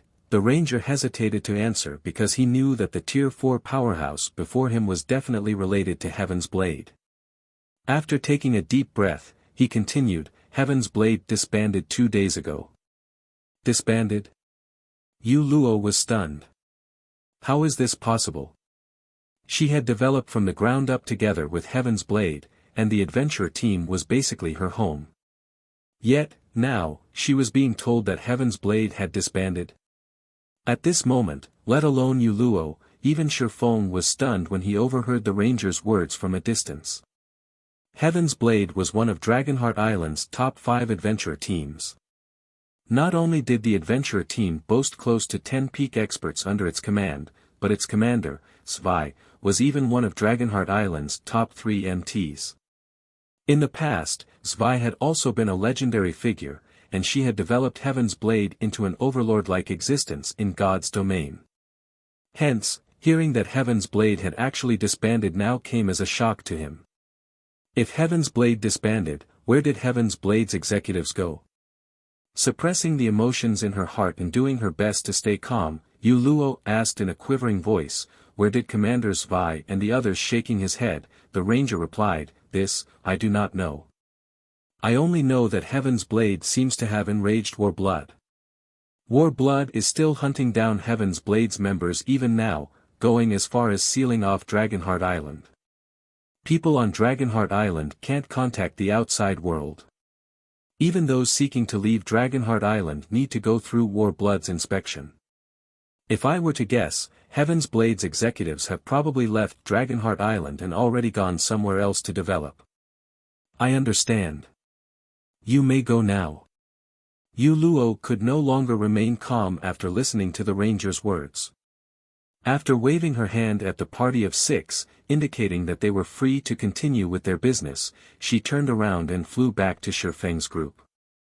After hearing Yu Luo's words, the party of 6 felt like death row prisoners who had just been granted amnesty. Hurriedly, they sailed away from the area on their advanced speedboat, not daring to remain for even a moment longer lest Yu Luo change her mind and vent her anger on them. Yu Luo, what do you plan to do now? Feng asked as he took in Yu Luo's downcast expression. According to their original plan, they would go their separate ways after returning to the modern era. However, it turned out that Heaven's Blade had disbanded. And Yu Luo probably couldn't save Heaven's Blade by herself. Me? Feng's question left Yu Luo at a loss. I don't know. The modern God's domain she was familiar with no longer existed, so she didn't know what she should do. Read latest chapters at Wuxia World. Since that's the case, why don't we go take a look at Dragonheart Island for now? Feng suggested. I still have some matters to deal with on Dragonheart Island. Meanwhile, although Heaven's Blade has disbanded, I believe Commander Zwei and Heaven's Blade's other executives wouldn't leave the island so easily. After all, their foundation and all their resources are on Dragonheart Island. It would be difficult for them to decide to change their base of operations within a short period. So, once we reach Dragonheart Island, you might be able to contact them. Yu Luo's eyes immediately glowed at Feng's words. She felt that what he said was indeed true. Heaven's Blade's members had been residing on Dragonheart Island for such a long time now. How could they possibly just pack up and leave? Not to mention, even if Heaven's Blade was no more, she could still contact Commanders Vi and the others. After all, unlike the ancient God's domain, long-range communication between players was possible in the modern God's domain. Okay. I'll follow you, Guild Leader Black Flame. Yu Luo nodded. Afterward, Feng opened a spatial gate and teleported toward Dragonheart Island. You're tuning in to the Han Li's Wuxia Chronicles YouTube channel. We're so grateful for your support, and don't forget to subscribe to join us on this incredible journey through captivating stories. Your generosity through donations truly makes a world of difference, as it's the primary source of revenue that allows me to expand and enhance this channel for you. Thank you from the bottom of my heart for being a part of this adventure.